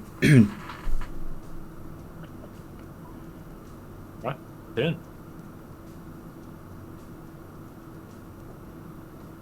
Okay, yeah, it just doesn't. Wow, I just googled it just to check because sometimes the spells are worded weirdly. Ilios, you're up. Alright.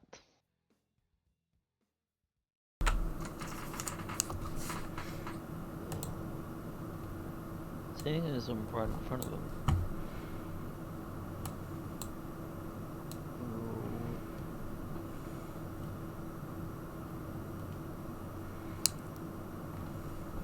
Short grasp.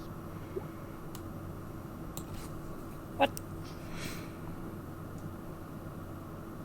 That hurts my feelings.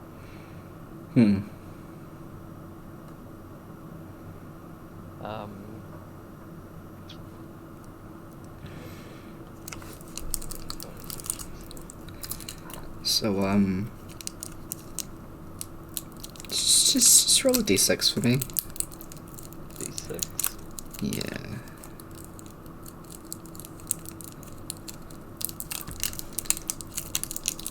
Five.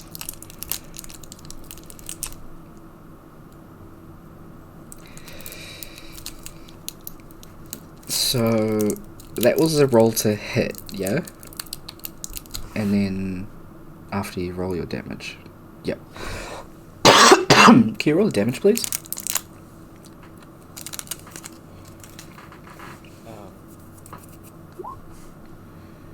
It's a 1d8. Mm-hmm. Oh my god.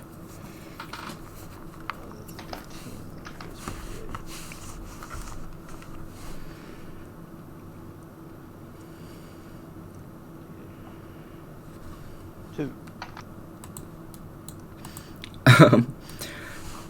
Amora, you take 2 Oh. lightning damage as Ilios goes to swing at the cart and kind of brings his hand a little bit too close to you as that electric energy just kind of zaps out and hits you on the shoulder.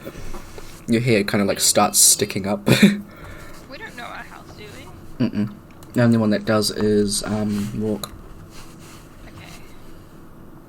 But I would let you know when I you're just let hurt. out a small yelp of surprise.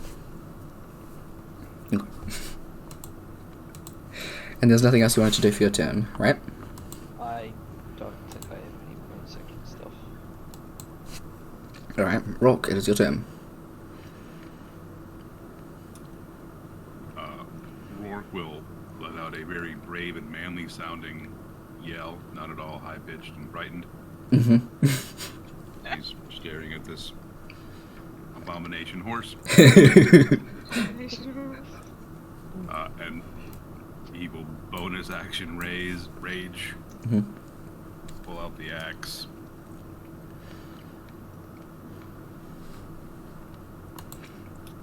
Absolutely. Can I take an attack?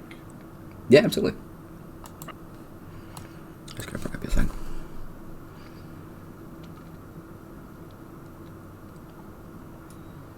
And I might as well attack recklessly.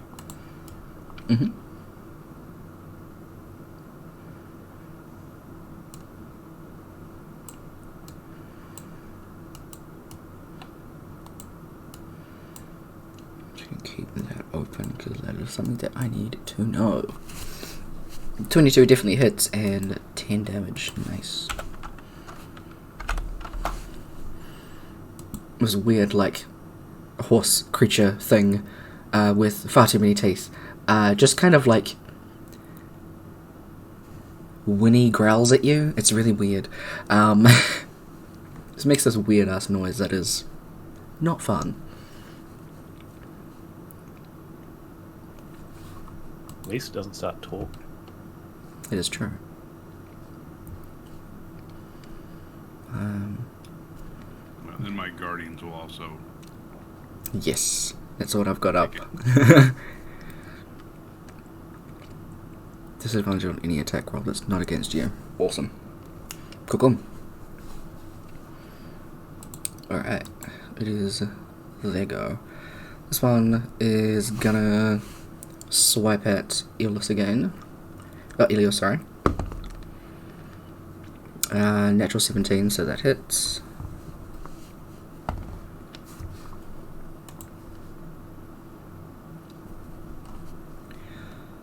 Elios, you take 9 points of damage. I'm gonna fucking die. You'd notice Elios isn't looking too good. And the creature is going to... The other one is going to attack Rourke. Since it's only focused on you and you attacked recklessly, it has advantage. Excuse me, sorry. 17. And that hits. I keep rolling 4s for you, so you take 2 damage. That's already been halved. This is your Rajay. Good shit, good shit.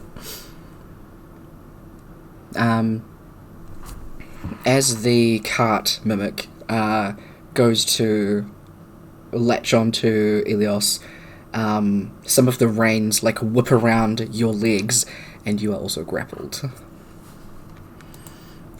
As the horse thing goes to bite down on Rourke, its like mane comes around and just kind of like wraps around a bit of your arm, Rourke.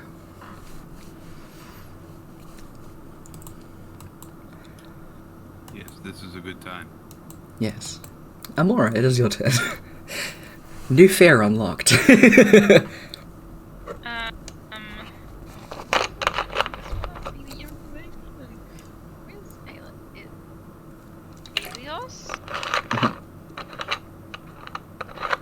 Yeah, I'm gonna just, even though I'm assuming it's him that has shocked me, it's gonna like, gingerly, boop, so I can cast Cure Wounds on him. Absolutely.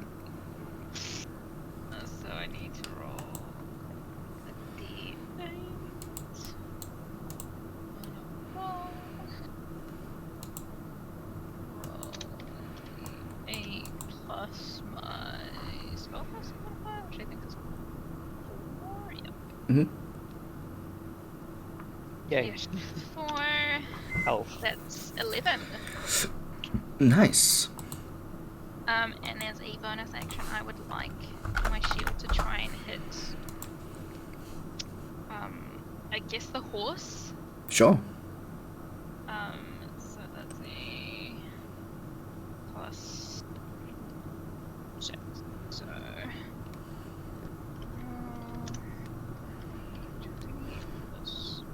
plus 6.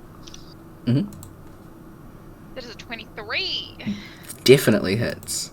Okie dokie, that's where is it? A d8 plus 4? Mm-hmm. Yes. A lot of d8s in this. Mm-hmm.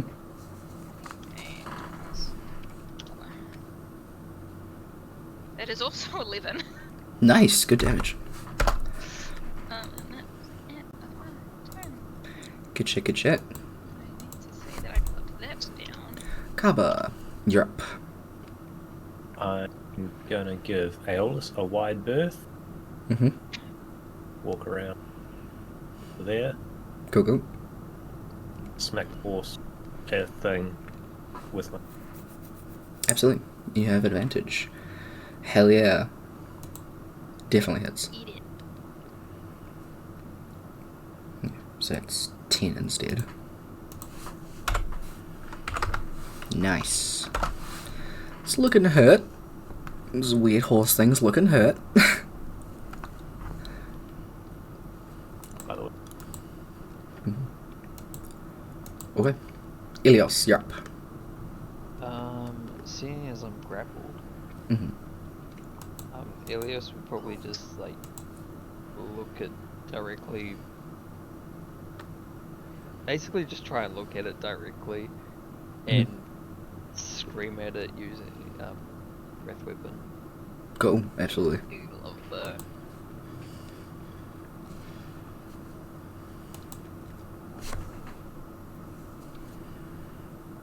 What is this? Where's my breath weapon?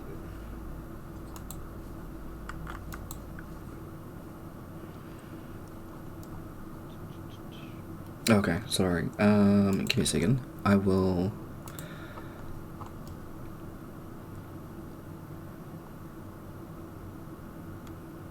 Is the screen flickering?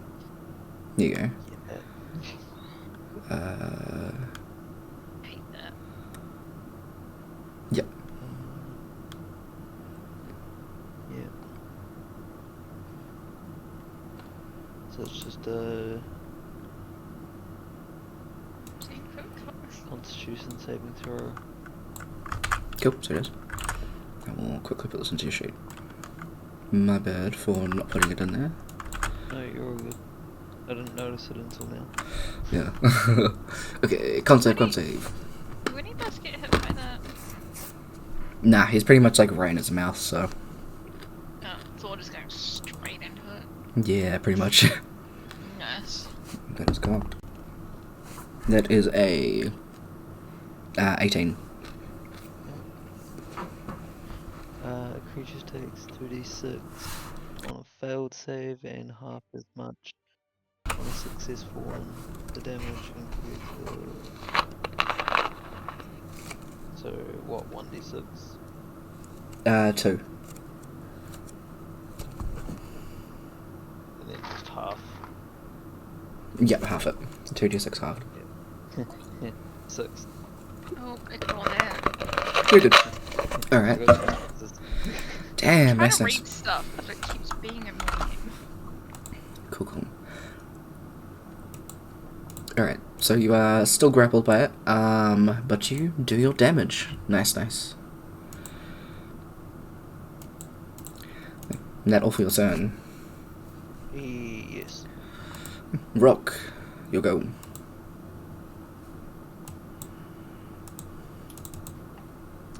Rourke is gonna step up so he's in between the two creatures. Mm-hmm. And he will take a swing at the cart one. Absolutely.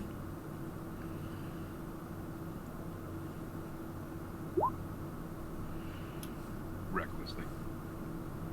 Sweet. That hits. Roll damage. 11.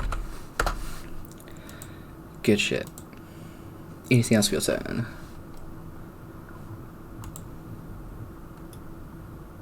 That'll be it. Okay. It's got Elios grappled, so it's gonna go for him again. And the horse is gonna go for Carver. So against Rourke, that's a natural 19, which will hit. And against Carver, it's cocked. That will miss. Rourke. Who's getting? Rourke, you take 7 points of damage, halved to 4.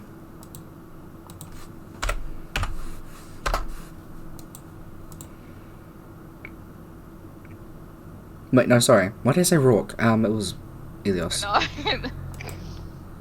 Don't worry, you confused me. Yeah. I was like, who did you say?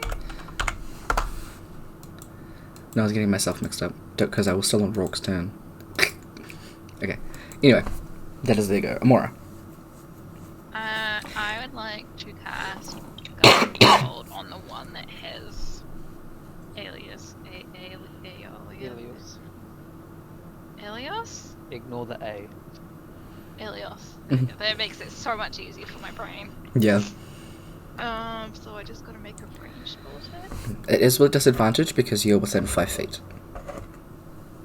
What if I step back like once before I do it? You get 2 attacks of opportunity. Oof. Yeah, let's do it. Okay, so you take a step back. Okay. So, 1... I don't know what my AC is. Yeah, let me find out. Okay. So that hits. She doesn't know a lot about battle yet. She's like, oh, I just want to hit it. You get hit twice. So Going 6. down. Yeah, like 10 11, 12. You take 14 points of damage. That means absolutely nothing to me. It hurts. You're bleeding. You're hurt.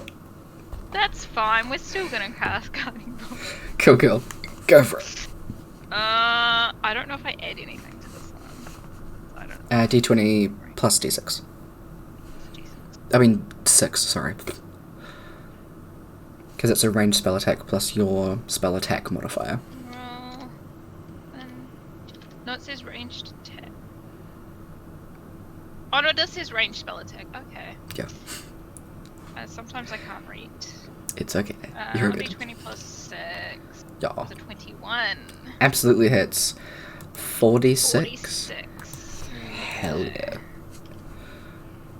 46. That is 16. 2 sixes. Nice. One. 16. Yeah. Cool. Let's re-roll the one, right? Not quite. Damn it. The next attack against the one with the yellow dot, the cart, has advantage because of Amora's Cool. spell. As there's like a goldish pink shimmer If I use around it. my spiritual weapon as my bonus action, does that mean that has advantage? Yeah. So the next attack against it, so Okay, because that's what I was gonna do. honestly, best move. So I gotta. What do I gotta do? Pretty much the same as you just did. So just a D20 plus 6. Yep. D20. A lot of plus 6s going on here. Yeah. That's a 10. Oh, and I gotta do it twice. Yes, you do. Because it has advantage, right? Yeah.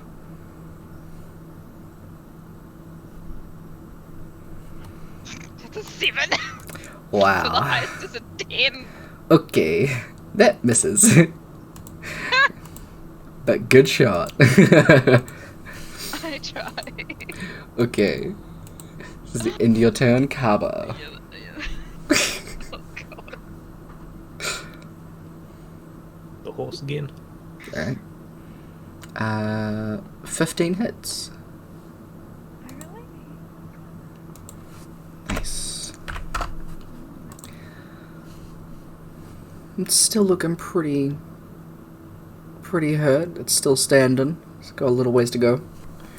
But you're chipping away at it good. Anything else for your turn? Nope. Ilios. I'm gonna shocking grasp it. Still looking mad as shit. Go for it. So I'm still Waiting grappled, to Yeah. waiting to see you grasp like a metal bit and shock yourself. There's a natural 20. Nice. Amazing. So I do 2 rolls instead of 1, right? Or So it's max plus roll. So plus roll. yeah. So you just they're roll 1. 1d8. Mhm. So 1d8 roll plus 8. That was a 5, so 13. Nice. Good stuff. It is severely shocketh. And is like barely hanging on. The reins are still wrapped around you, but you can see like there are splinters in like the teeth and stuff and like most of the cart. It's barely hanging on. Good shit. Rock, you're up. good.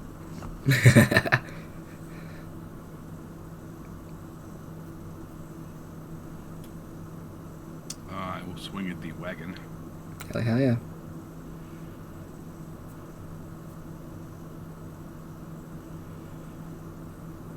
Nice, that hits. 9. So close, but not quite. It is still standing, barely.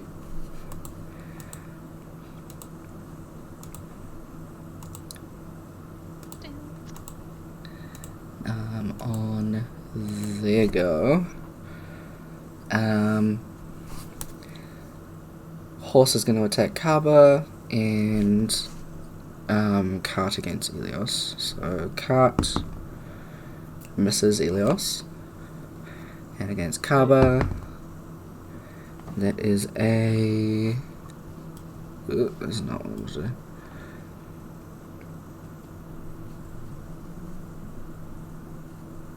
There's a 21 which hits. I'll cast shield. Nice. Okay. So as the massive, like, jaw opens up to go and, like, bite at you, the aquamarine shield pops out in front of you, and it pretty much just, like, scrapes its teeth off it and just makes this, like, hurt sound as it just, like, loses a couple of teeth against this fucking shield. Yeah, pretty much. That's nice. Amora. I just realised I don't know how much channel divinity I have. You have one. One casting. Okay, I'm gonna just write this in. Not that I need it. Divinity. Okay. What is going If you're a on? druid, that's Mm. Yes. Because you don't know what your divinity What? does. Let's try fucking guiding bolt then. Is it the cart? Try guiding bolt. The cart again. Okay. Why the fuck not? Fair enough. Be nice to me, please.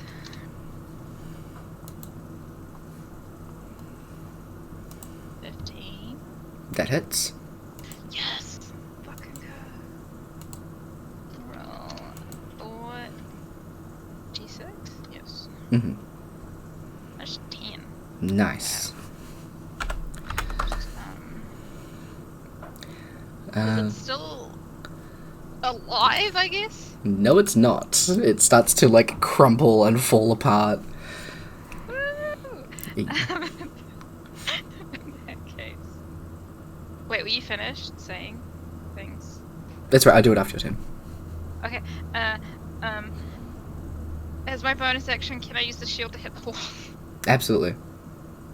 So that's another just roll 1d20 plus that. That's an 18! Definitely hits. I think that's just a d8. D8 plus 4. Oh no! D8 plus 4.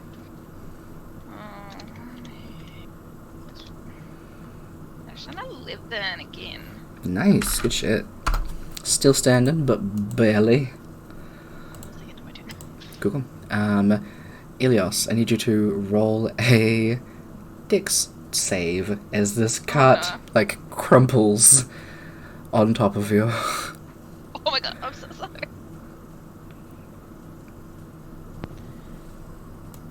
Yeah. 18. Nice. You manage to, like, roll away as it kind of, like, falls to the side and ends up, like, crashing through this little wooden gate, not wooden, stone gate thingy. Not gate, wall, sorry.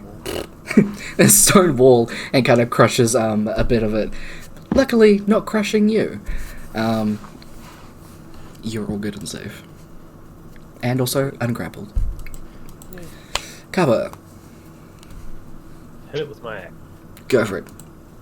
Chop chop. 14 hits. It's so close, it's not dead. Someone just kill the damn horse. Brooke will get it. Elios, you're up. I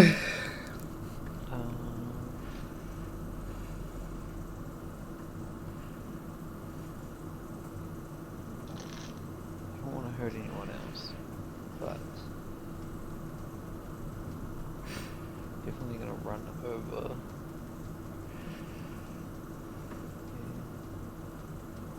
Probably just hit it with my quarterstaff. Just take like one step forward, don't you have advantage? Yep. Yeah.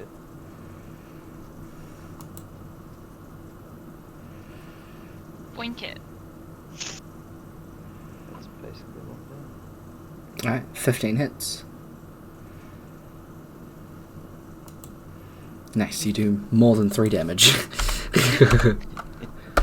At least it wasn't off one. Exactly. How do you want to smack this thing to death? So as I run up to it, quite literally, taking a step, I'm just pulling out my quarterstaff from my side and just going over my head, just straight down to it, right into its back. Okay. As soon as it gets hit in the back, it just like kind of crumples down, and then they turn into these like almost just like weird blob things, with absolutely no shape or form to them whatsoever. And yeah, you'll have disposed of these weird little creatures. Do they have loot? You could certainly try. Roll I'm an gonna try. investigation check. Oh, do I know my investigation? Let's see. Chuck them over here. I do not, so I'm just gonna roll a straight d20 and Hey. you get.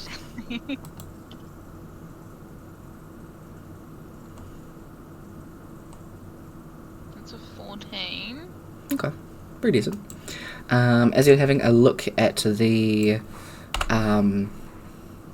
the weird creatures, I mean, you could probably get like some of the teeth off it to sell, but like, yeah, there's no like loot on it. It doesn't carry gold or weapons or anything. I'm gonna take its teeth. Okay. Survival check, please. Oh no. Do I know that one? Yeah, you do, because it's I wisdom. do, okay. Okay. Roll. 24! Damn, I rolled a nice. natural 20! Oh, good shit.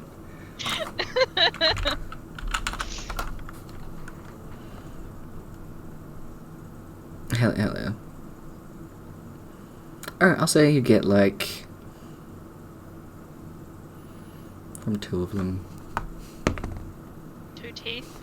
You get 8 teeth from both of them, so 16 teeth total. 16 teeth. At I like... don't know from what. You don't know from what. But, just put in brackets Are they next all to it. the same teeth, or are they all like different? They would be the same teeth now because they've morphed back into their like original before they shapeshifted. But yeah, Brooke and brackets put like 2 gold pieces each. So in total it would be Like whatever 16 times 2. 30.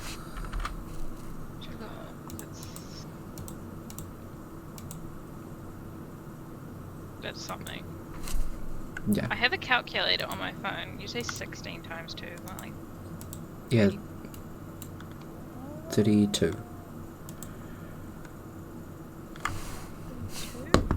Yeah, that one.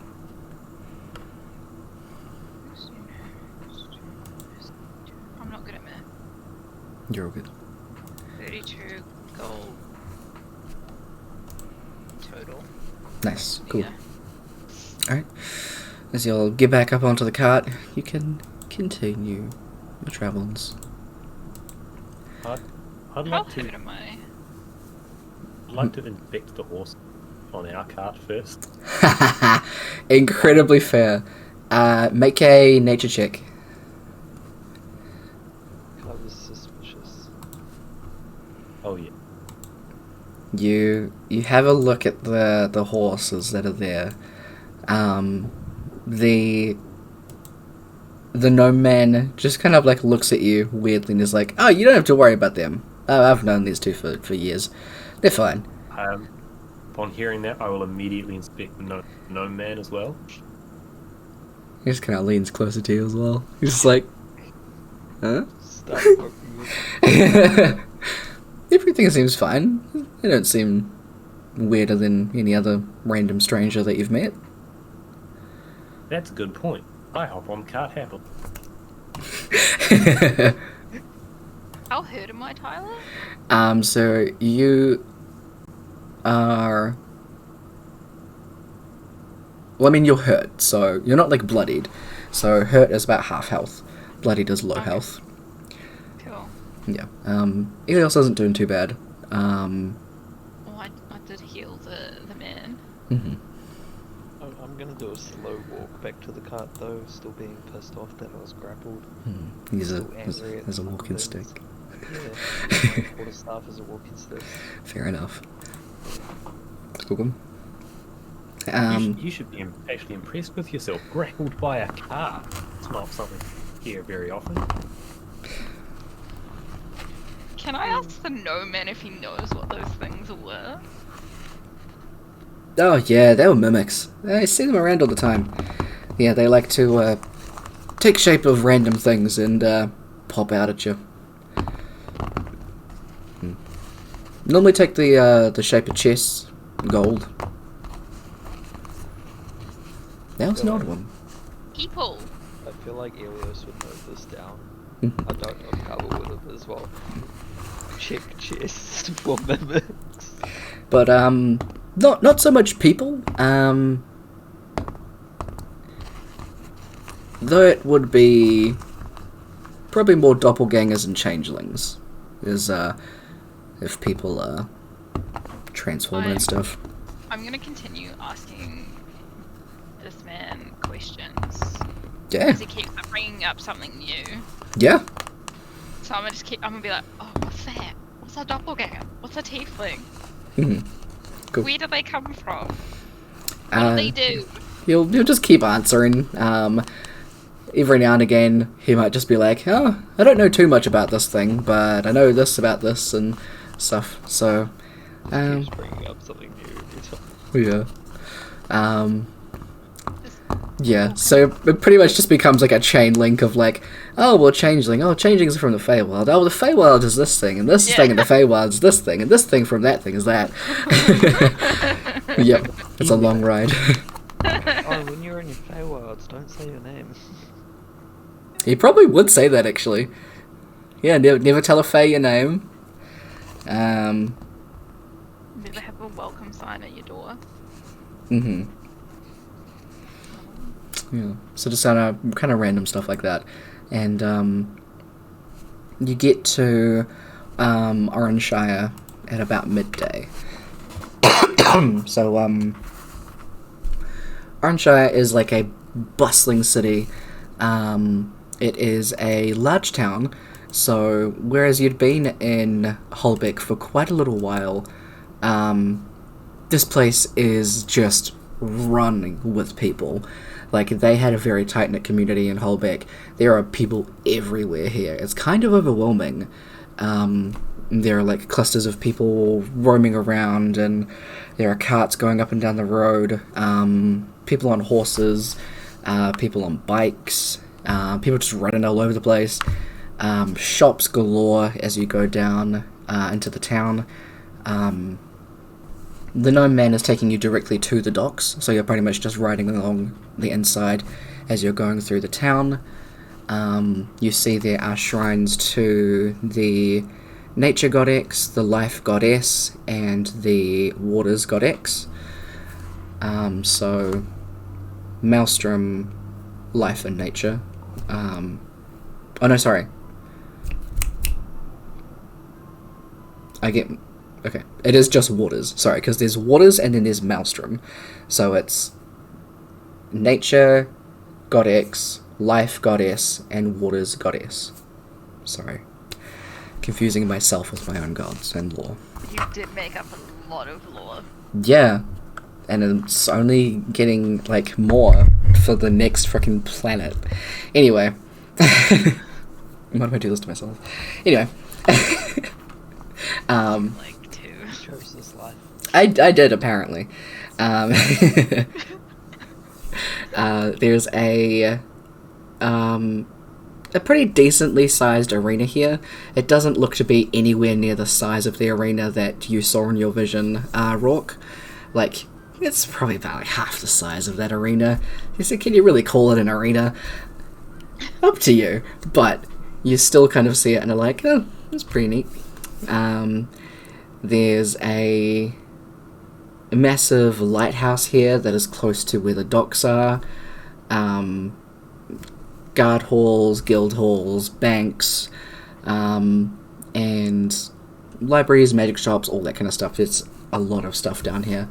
One thing that definitely stands out to you here is a really massive tower that seems pretty nondescript, and it seems to be fairly close to the town, but people are just kind of like steering clear of it. Like, they're not really going into it. It doesn't seem to be a shop or anything. It doesn't have any signs.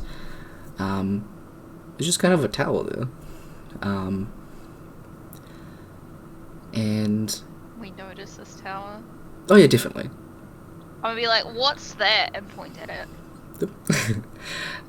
So that's the Mage Tower for Oranshire.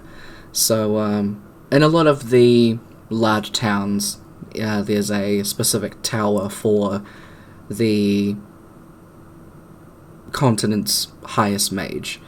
So they use it for stuff like evacuating people in global emergencies. If there are any massive scale things that need a powerful mage, they at least try to have at least one on the continent nearby so they can help people out. How do you vacuum people tower? I thought lots of horses would get it. Teleportation. I don't Used know what it that is. before? I think the last time we were evacuated was a good long while ago. At least a few thousand years.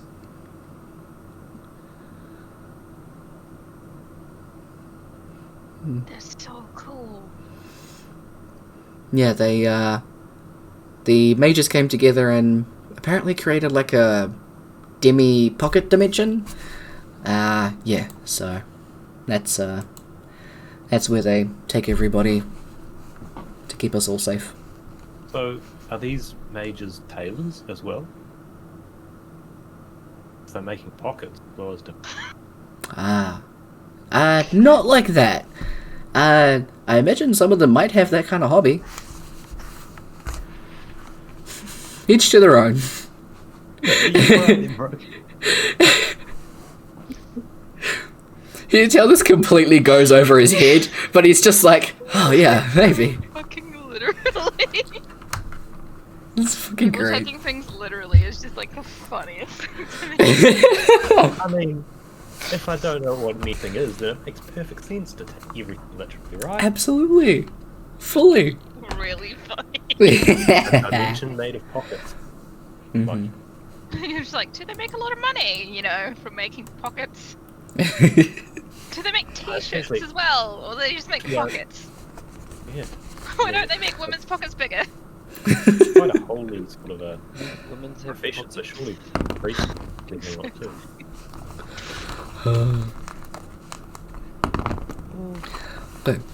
So y'all pretty much can, once you get to Oranshire at least, he gets you to the docks and then turns to you guys before you get out.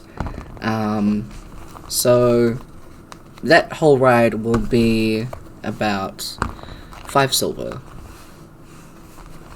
I give I'll him just 5 throw in silver. 1 gold. A gold if you... Getting 5 silver and 1 gold? Yeah. I'll just Okay, you both hand that to him. I just hand him 5 silver. He just is like, thanks. He's like, you can ride with me anytime. Exactly. Yeah. The next 2 rides are free. Yeah. Oh, if anyone, if you ever need a ride around here, just ask for the Billow Belchers. We'll get you covered. Yep. It's a family cart business.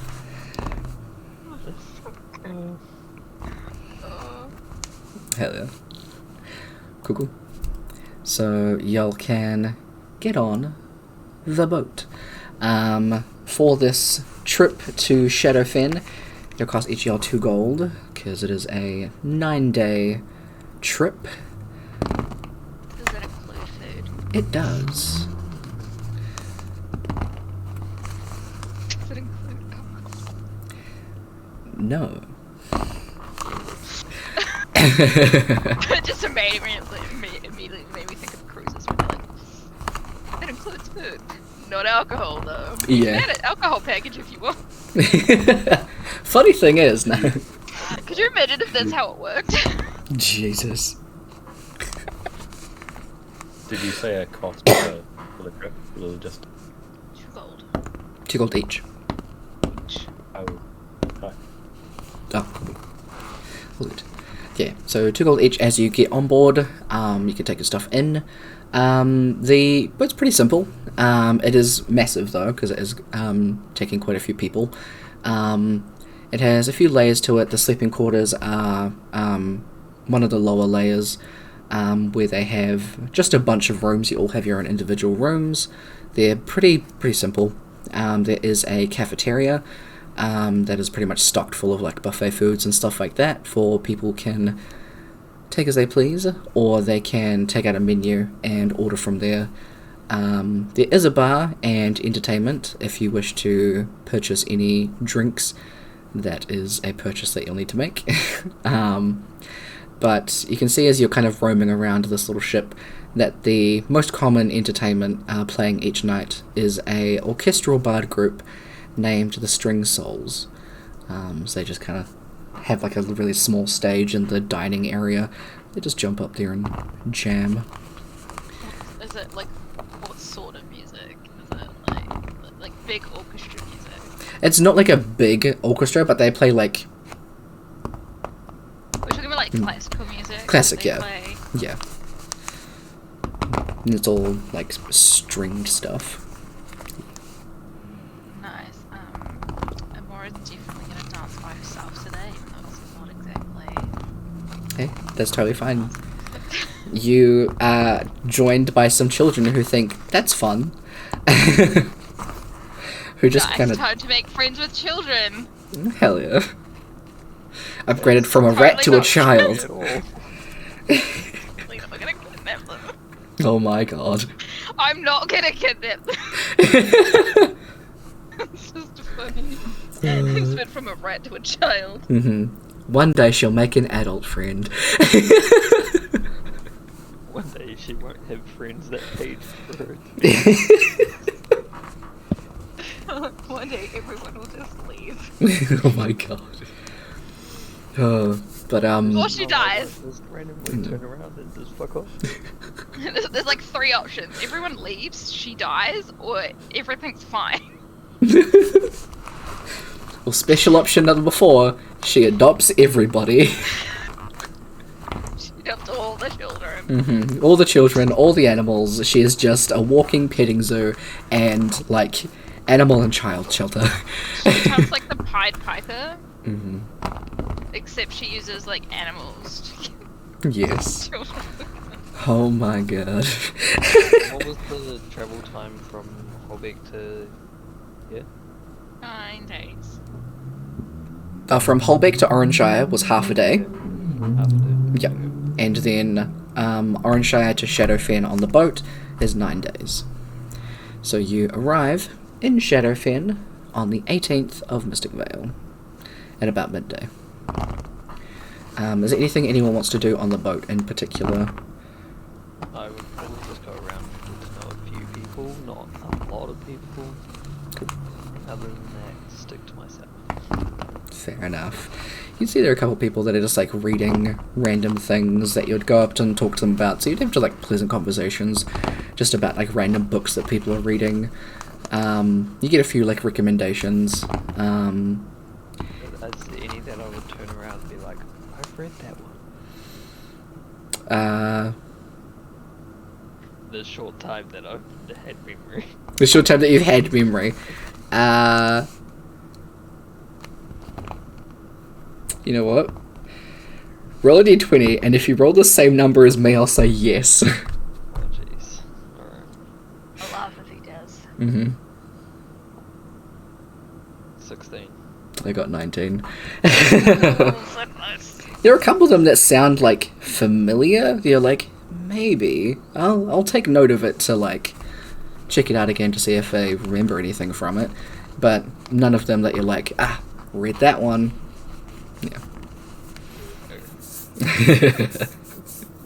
But nice. The small interactions, right? Fair enough. Exactly. Great. Do any of the sailors drink in the bar? If so, I'd like to try and drink one of them. I'll drink. Good luck.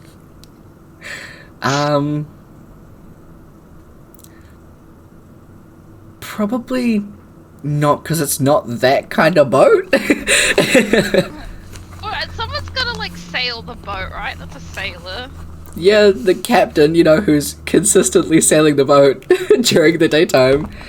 Man's gotta take a break sometime. Yeah, true. Yeah, the night captain. You're the day captain. You're the night captain. Or can I just find someone to try and outdrink? Oh, absolutely. That's easy enough. Yeah. I'll take up the challenge. Do you want to? Hey, let's go. Okay. I'll have a drink with Oh, that. we can do this. Okay, so how we're gonna do it is let me have a look at your constitutions. Interesting. Cool.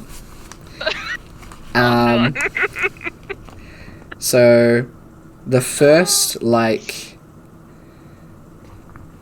we'll say you're drinking like averagely good stuff, so it's not the cheap shit. It is like after like one or two, like after two you get like a decent buzz going. 3 and 4 you're like, okay, I'm starting to get drunk. And on your 5th ones, I'll get you both to roll a con check. I know my con. Neither of you know your con. Oh, great. Okay, so just a straight D10. 20. D20. Oh, no, That is a 19. Nice. Same. That didn't sound very believable. No, it was an 18. Oh, 18, okay. Yeah. So you're both We fine. don't know what we don't know what our con is, so we don't know who's doing better. You're both doing good. You're managing it. I'll get you to roll another one. Okay. Keep in pace. Yeah. 12. Okay. 18. Okay. It's at this one where, Elios, you're like, oof, I kind of need to slow down a little bit. This is starting to get a little bit... The boat's swaying, but like... Oof. Amora, you feel okay. So I get you to make one more each. Elios, you do have disadvantage this time. So this is your 7th drink. 13. 14. Okay, damn. 13. My lowest. So, after kind of having another one, you take like a second, you drink a little bit slower, Elios, which helps a fair bit. And Amora, you just kind of chug it back and you're like, oh, I should have done that. So you kind of equal it out a little bit more. Another one. 8th drink. You guys are doing pretty good. At 20. Nice. I'm not gonna get a net 20. I got 8. Okay. After seeing Amora kind of like, after that last drink, you're like, oh yeah, I got this. So you like yours back and you're like, come on. Fully just like out cockying it. Amazing. And you kind of slowly drink yours, Amora, and gulp by gulp, you're like,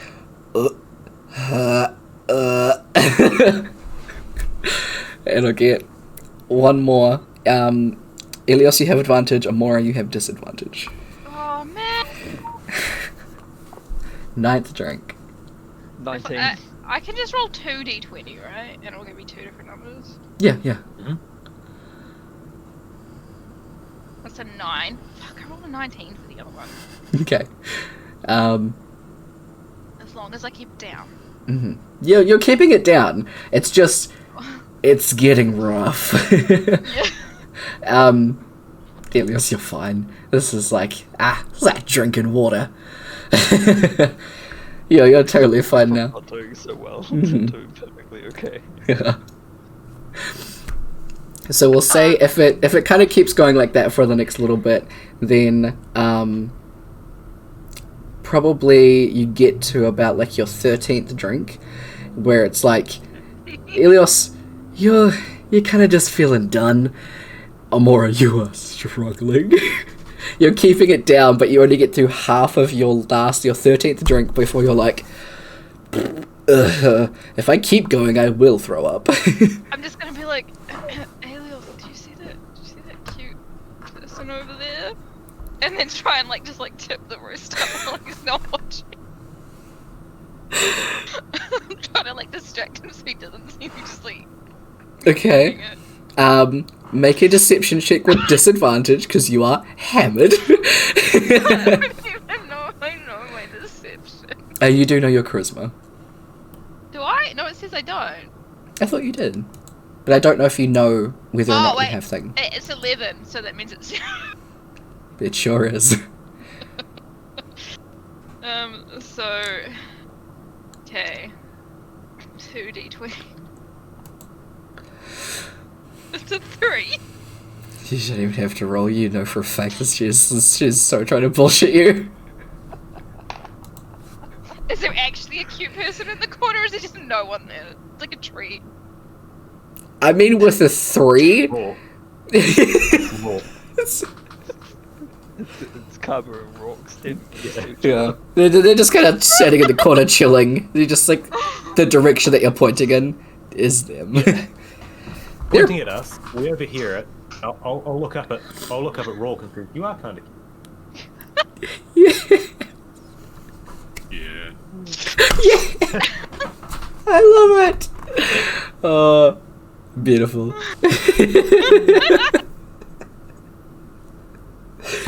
After that, Uh, obviously you fail. mhm. She's just gonna go outside and try to get some beer. You find it very hard to walk. It is I will crawl. okay. You take a couple of steps, and then you just all see Amora crawl to the door.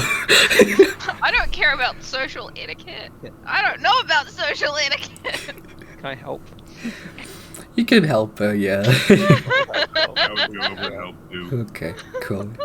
We go and take Amora outside. You go outside Amora and get the little bit of fresh air. And there's there's birds and stuff, and there's really cool jellyfish in the water. And just as you're kind of looking over the edge, you're like, you want some alcohol? You pour the rest of it into the water. Imagine if I was just wee. You're being held onto by Elios and Rock. Yeah. I've got 2 people holding on to. They're looking out for you. Yeah, don't drink and swim, guys. Don't drink and Good swim. idea. Dear God. You take a while to sober up. You get given some water. But yeah, Elios is the champion of that drinking game. I was doing so well. How much is that gonna cost us? Around water. Oh yeah, true. I'll pay for that. On that one. Be nice. To be like you lost. Here, I'll pay for your drink. You lost. Good. You both went 13, so it would be 2 gold and 6 silver. 2 gold, 6 silver. I'll go 3 gold as a tip. All right. Wherever she goes. As a drunk person, just lunch 3 gold. Absolutely. Wherever she goes, her goal is to be the weirdest person there. Without trying. Amazing. You're probably on one of the last days. They had to go into somewhere to pick up a couple of people from Stratford, and then they were coming out to go around to Shadowfen. And there were a bunch of people that came on board. that were clearly a part of some like party, and you just like go in and join them.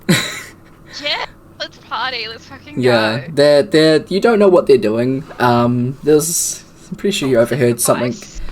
There's something about someone getting married, so you're just like, hell yeah, let's go, and you just party with them. I mean, I do, you know, love goddess. Goddess. I support love. Hell yeah. So you have a hell of a good time just chilling with people, and yeah. Can I bless the married couple? Absolutely. The two of them that are the ones getting married, you just kind of go up to them and what do you do to bless them? Okay, so I'm gonna like, I'm gonna like touch both of them on their foreheads, Mm-hmm. and I'm gonna be like, because I love God. They don't have names, right? They're just like love goddess type thing. I'm just gonna be like, I bless that you have a happy and long and loving marriage, and then just leave. As you're like walking away, you hear one of them just like, your friend's so nice. I thought she was your friend. Oh. Maybe a friend of a friend. Yeah. Plus. She's a +1. Yeah. So they're really confused, but they're just like, oh, that was nice. And they just keep going. But yeah. Hell yes. She's a nice weirdo. You all get to Shadowfen on the 18th of Mystic Vale and easily wave down a cart. A humanoid man comes along and takes you to Canallan. Easy enough trip to get there, and when y'all do, again, this town is another massive town. There's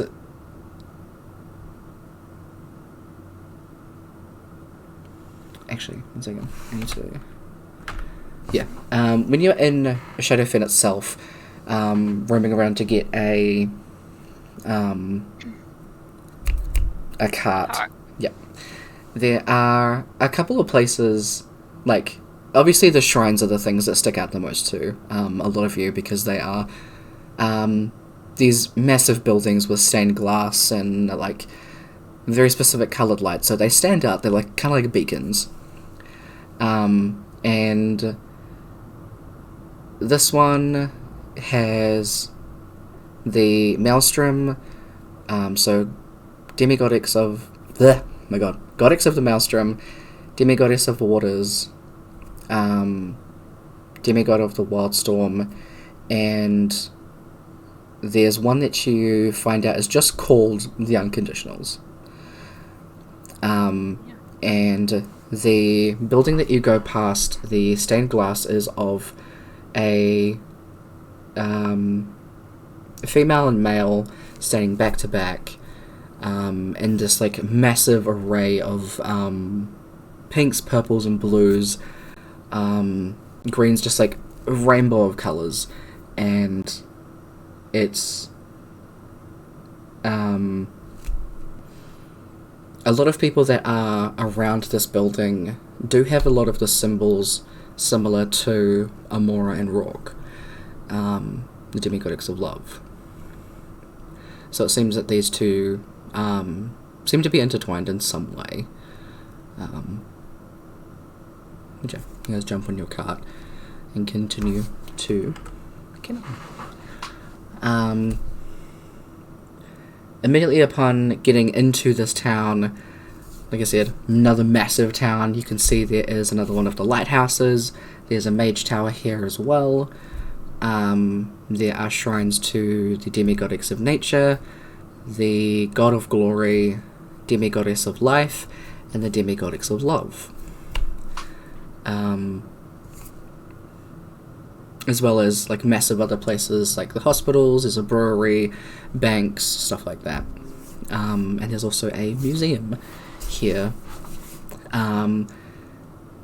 one of the places that immediately catches all of your eyes is the absolutely massive arena, with the two large black blades crossed over the arched doorway. It doesn't seem like there's anything going on there at the moment, but you can see people going past, having a look at this massive board that's there. And as they do, you can just see people kind of talking like, oh, look, there's a thing going on there in the next couple of days. Oh, we'll come back and buy our tickets for that. And things like that. The next kind of big thing seems to be a... they call it the Guild Off. So it's where different groups from the Adventurers Guild come in to pretty much become the champion guild of the arena. And that's happening in about 4 days.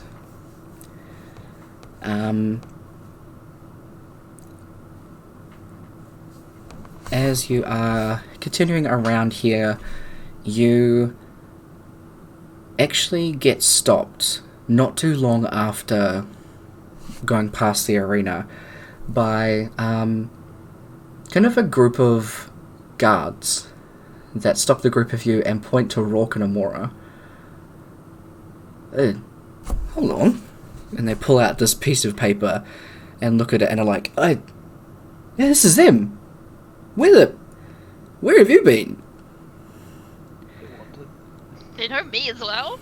Yeah, they're asking both of you. As they turn this around and you can see this just like missing, and it has a drawing depiction of both of your faces.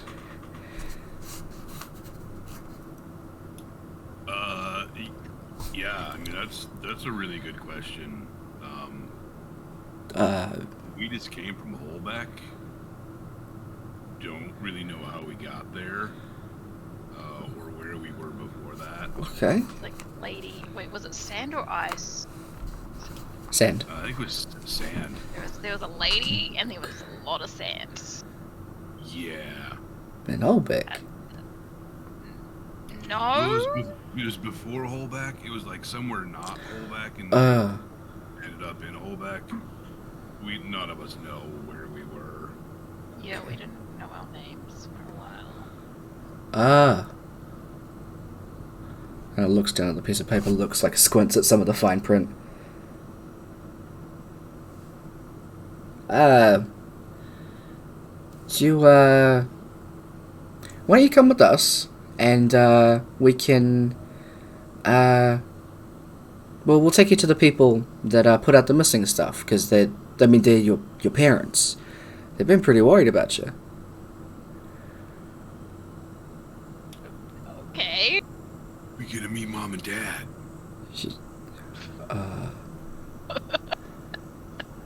Elias is just gonna slowly step backwards. Just kind of I would like to moseying away. grab onto him and bring him along. Amazing. Hell yeah. So you're led through the town by these like 3 guards, and as you get to the Demigoddess of Love's Shrine, you can see that this place is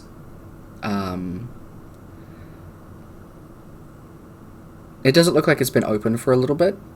You can see there are posters of the same ones that they showed you all throughout the windows here, on the door, as the guards just kind of knock loudly. We have some information. Is anybody in there? Hello? Hey, is there a reward? Is there a reward for finding yourself? Maybe you can ask your parents. They, Might be the person that found this. that's up to you. Can I take one of the flyers and read it? Yeah, sure. So it just pretty much has like missing in big bold font at the top the drawing depictions of the both of you that say Amora and Rourke.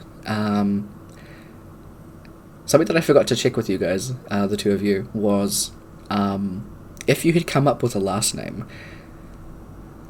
Cool. So we'll say there's a last name in there, but it's in quotations that I definitely said. So It exists. exists. Yeah, so we'll talk about that. I didn't think we'd get this far in the session. So, and then it pretty much says last known location for Amora was she went out to the forest with her friend. Where's your friend? The one that I have seen but don't know their name. It was suspicious. The last time I went out to the forest and then disappeared was with my friend. Oh no, it wasn't that. It wasn't that person. Wait, a different. I have more friends? I have more than one? Sweet. Because I think they were a satyr person. Satyr? Satyr, yeah. I don't know how to say it properly. Satyr, okay. I apparently didn't write it down properly. Wait, the person I saw in the memory was not a satyr, right? Nah, it just looked like some humanoid woman. I don't know who the other woman is. But yeah, it describes like a goat person, and then that person had been under investigation because they didn't know where you went after they had apparently walked you home, but nothing happened, and I didn't return home. yeah, and then Rourke, last known location was on a guild mission with his allies, who I actually have names for, Who are also under investigation. who were also under investigation as well. Yes, they are. They're all just in jail currently because they. I mean, like, they didn't have any fun. There's like, you know. So, last known location was with Cliff and River on a guild mission, and they had rested for the night and woke up and Rourke was gone. So, they are also under investigation. There is some rattling at the doors as you can hear some chains being unlocked. As a very, very tall woman with like light bluish lavender fur. She looks a lot like the Heart of Holbeck. She's a furbolg. And she has really long hair that is tied up into a high bun. As soon as she kind of unlocks the door and peeks around, she looks so tired as she does. Her eyes like light up immediately as she turns around and calls out, Lixin, our babies are home!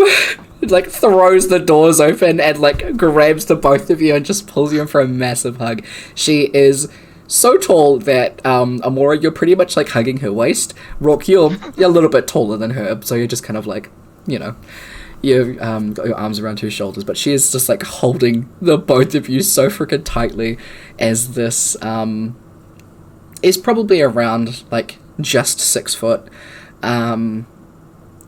completely blue dragonborn person who comes out and Doesn't look like either of us. doesn't look like either of them as well. A completely blue dragonborn that looks extremely tired as well, has like a little pair of like little glasses on like the tip of their nose as they come out, and are just like, you're back, you're okay, and then just like tackles you both into a hug as well, before they call out to a person named Jaxus. Jaxus, who comes bolting from around the corner, is around the same size as this Dragonborn person. She has like long, dirty blonde hair and looks like a really tall goblin, and has like brownish fur as well. As she steps up and is just like, "My God, I can't believe it!" and hugs them as well. As Elios and Kaba, you see this family reunited of what the fuckery? It's Like, none of these people match. no. Nah, Elios would just ignore the fact that no one matches and just kind of, again, try to mosey away. One of the guards just kind of like puts a hand on your shoulder. It's like, oh, they're glad they're reunited, and he just kind of leans on you. Can I Kaba will look I won't even gradually move. I'll just move directly out of the way so he just falls on the ground. One of the other Kaba guards is will just like, oh, sorry. Kaba will look at Eolus and like look over the family, turn to Eolus and say, "So if they're a family, does this mean we could be brothers?" I would accept you as a brother any day, but right now I really want to just go somewhere else.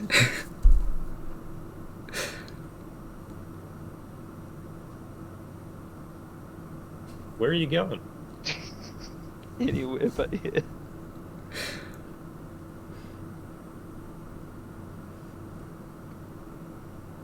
Not very helpful for finding later, but I'll find my way back here Okay. at some point. good, because I've just realised I don't actually know where any place is inside this town, so that's probably works just. Mm-hmm. I don't know where anything is either. I just want to explore and get a lay of the land. In saying that, as soon as he finishes that sentence, he does just turn and start walking away. Cool. You're gonna start dodging through people and making your way through the town. As this little family kind of just starts like ushering people inside. They usher you inside as well, Kaba. For tea and drinks and things, as one of the guards is like, we'll probably have to talk to them about,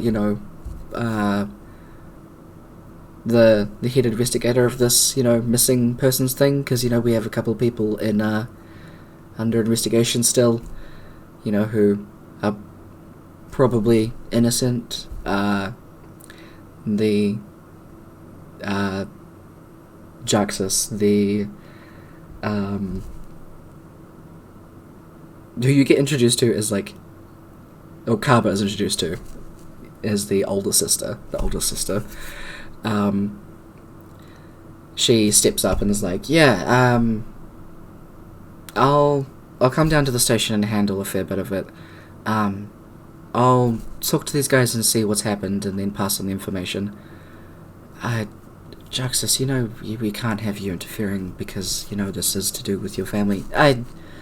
It's fine. Look, I'm sure she won't mind.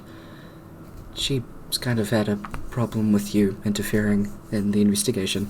She can deal with it. I just want to make sure that my brother and sister are okay. Am I allowed to do that? Yeah, of course. Cool. Then just tell her that. And if she has any problems, she can come and deal with me. Cool. Shoves them out the door and closes it. Do we overhear that? Because that is interesting. Oh yeah, she absolutely says that with all of you, right there. And she just closes the door and is like... I now want to know what that's about. Okay. We're having tea. Let's go. Mum just finished making this lemon slice thing. It's so good. You'll love it, Kaba. It's Rock's favourite. Also, I think Dad had also made some muffins. I think it was carrot and zucchini. So that's your favourite. My favourite? Mm-hmm. Do I know of any? Yeah, that's just a random thing I came up with on the spot. Muffin. No, that's her legitimate question. She's like, carrot, zucchini? They're really good. What? I'll take your word for it. Yeah. She kind of looks at you weird and is like, eh. Just like slugs an arm around you and doesn't really question it, but ushers everybody inside. And we'll end our session there. Because I got to make what these guys all look like.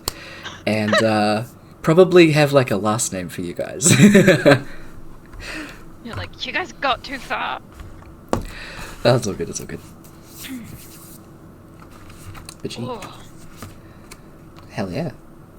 So, y'all are gonna get really, some information. Really am waiting for Carver to just be like, so how are you all a family?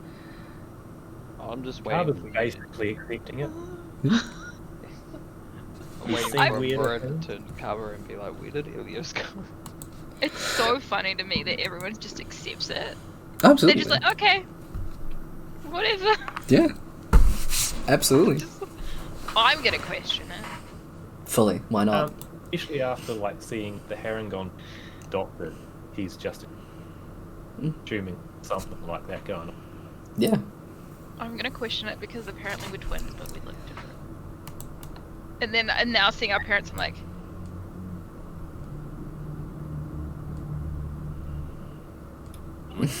wait, we are the same age, right? Which one do you look like?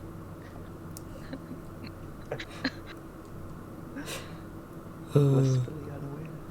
I think I look like one of the guys.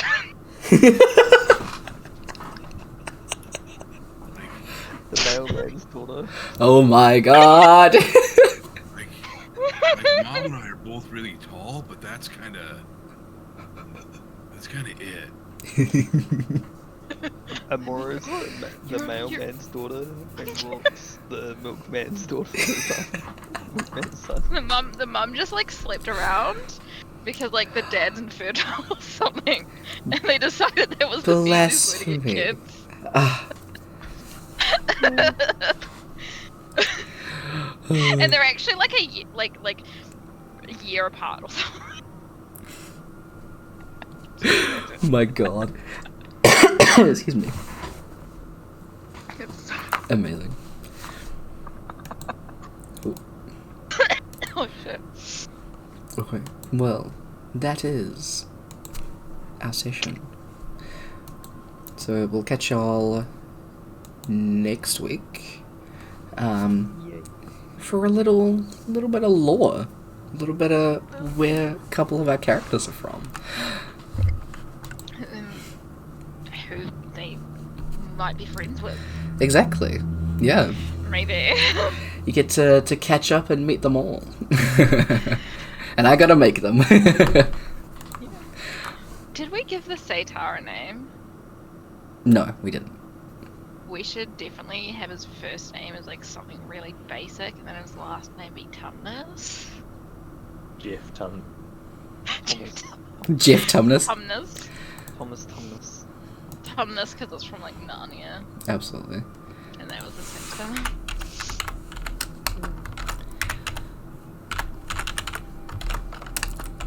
We're going Jeff Tumnus.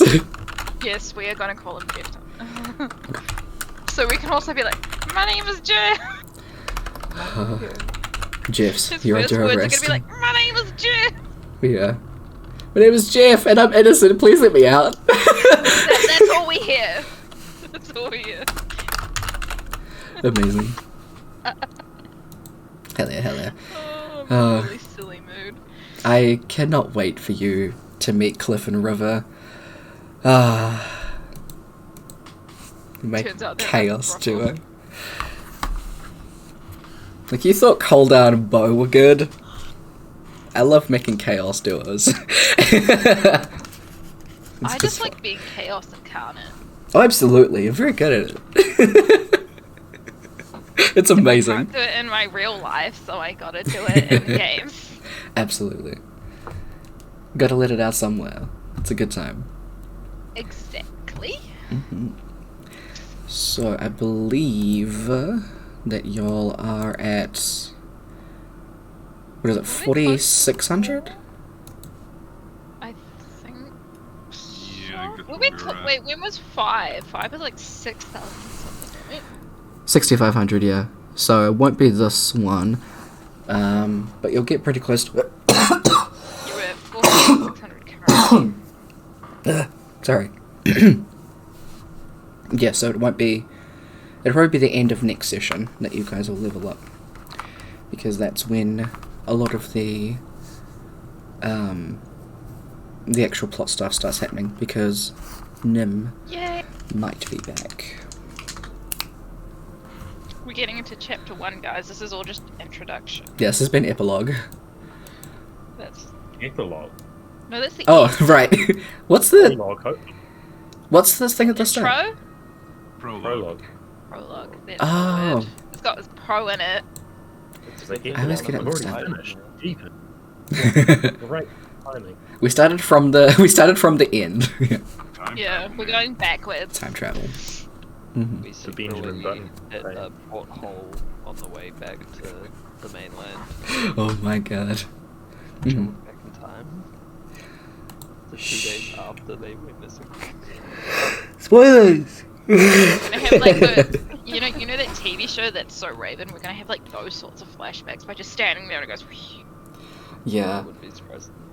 I would have had like more flashback stuff, but I've been kind of in a writing rut, so I've been trying to figure out how to do more memory things, but I haven't been able to sit down and think and write of some. So I've kind of just avoided it for a little bit. So you will get some eventually. It's just taken a little while to write it out.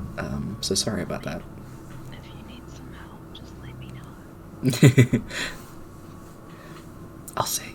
I promise I won't meta. I know you won't. You're all good. Yeah. But yeah. Okay. I'm just glad I'm gonna go do my own thing.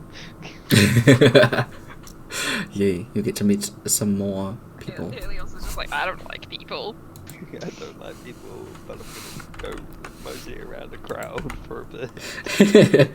I also just realised I had Wildstorm and Shadowfen twice. Yeah, welcome to the. I would probably just turn around and punch someone in the face and walk away.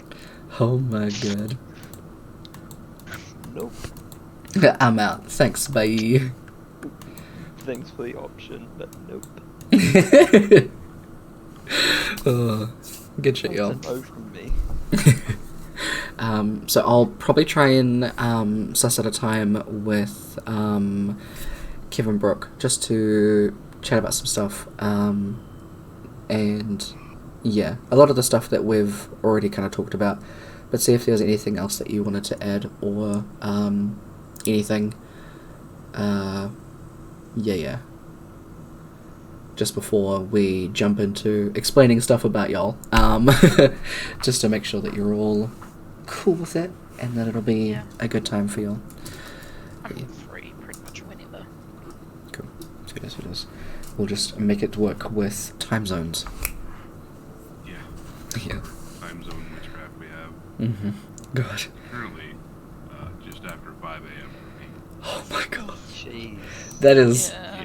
a lot. I'm so sorry, jeez. Okay. Okay. I tried to take a nap earlier and failed at that, so that was fun. So next week we'll play, but the week after, I can't because I'm in Wellington, so you'll be able to get a nice sleep that week. Yeah. How dare you be in one? Look, I travelled and I'm still playing, jeez. I mean, I could. I mean, they are No. streamers. No. Sorry to just No, ask the you bees. have to be based at your computer. I don't. I have a laptop. Like I said, they are I'm also streamers. not DM. Oh, trust. Bribe them with food. Have them as a guest voice. Oh my Yes, god. yeah, they can be the parents. They could be pop-up characters and just kind of like... Yeah. I still want to do pop-up characters as well, because that would be fun. So we'll... Pop-up characters are fun. That's how we got Izzy. Exactly. Yeah. So we'll try and do That's how that. Izzy became permanent. Yeah, and then we adopted him. Yeah. Yeah, we adopted Izzy. Exactly. And now he's We've stuck been with here us. since day one.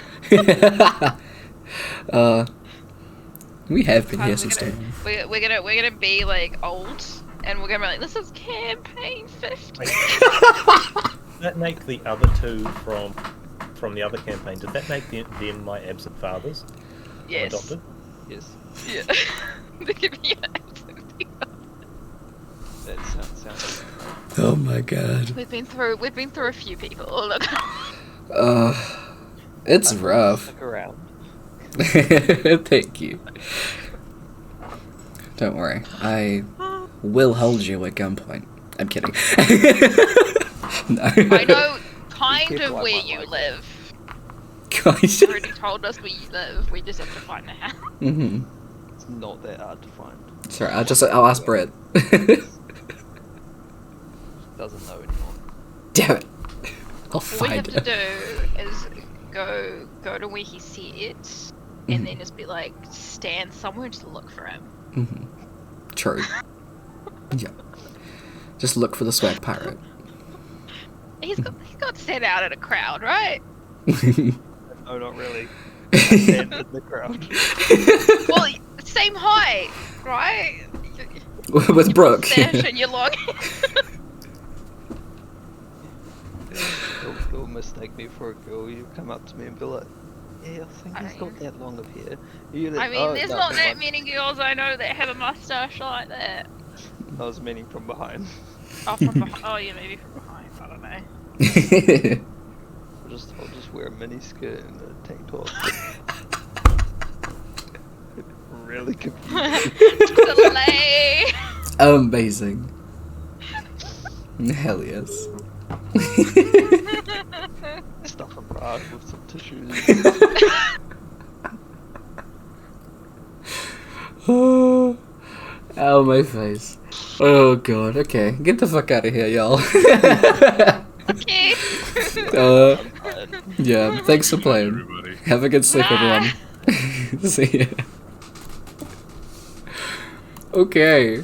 And that is the end of our stream, everybody. Gotta end it out with some shenanigans and chaos as we do. But, I hope y'all enjoyed that session. It was a good one. We had some chill, had some combat, and next we get some lore. We get to meet Mama, Papa, and Sister, Amora Rock. Hell yeah. And, yeah. At some point, I do want to have a look for some pop-up characters. It will just depend on what level they are at that point, because it'll be fairly high-leveled at this point, because pretty much from level 5 up is quite a fair bit. But yeah, we'll see if we can do something and get some peeps in. I'm going to take these headphones out, because I don't need them in anymore. But yeah, I hope that everybody has a great rest of their weekend. Have a great rest of your Easter.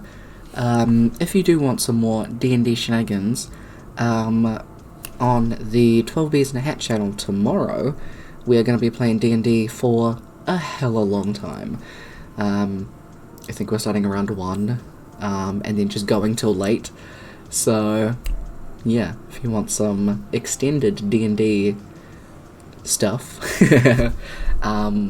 I'm a player in that one, and it is run by the fabulous Eli, and we have our amazing other players, Caitlin, Tyson, and George, and it is a hella good time. So if you want to do that, feel free to pop over to that channel.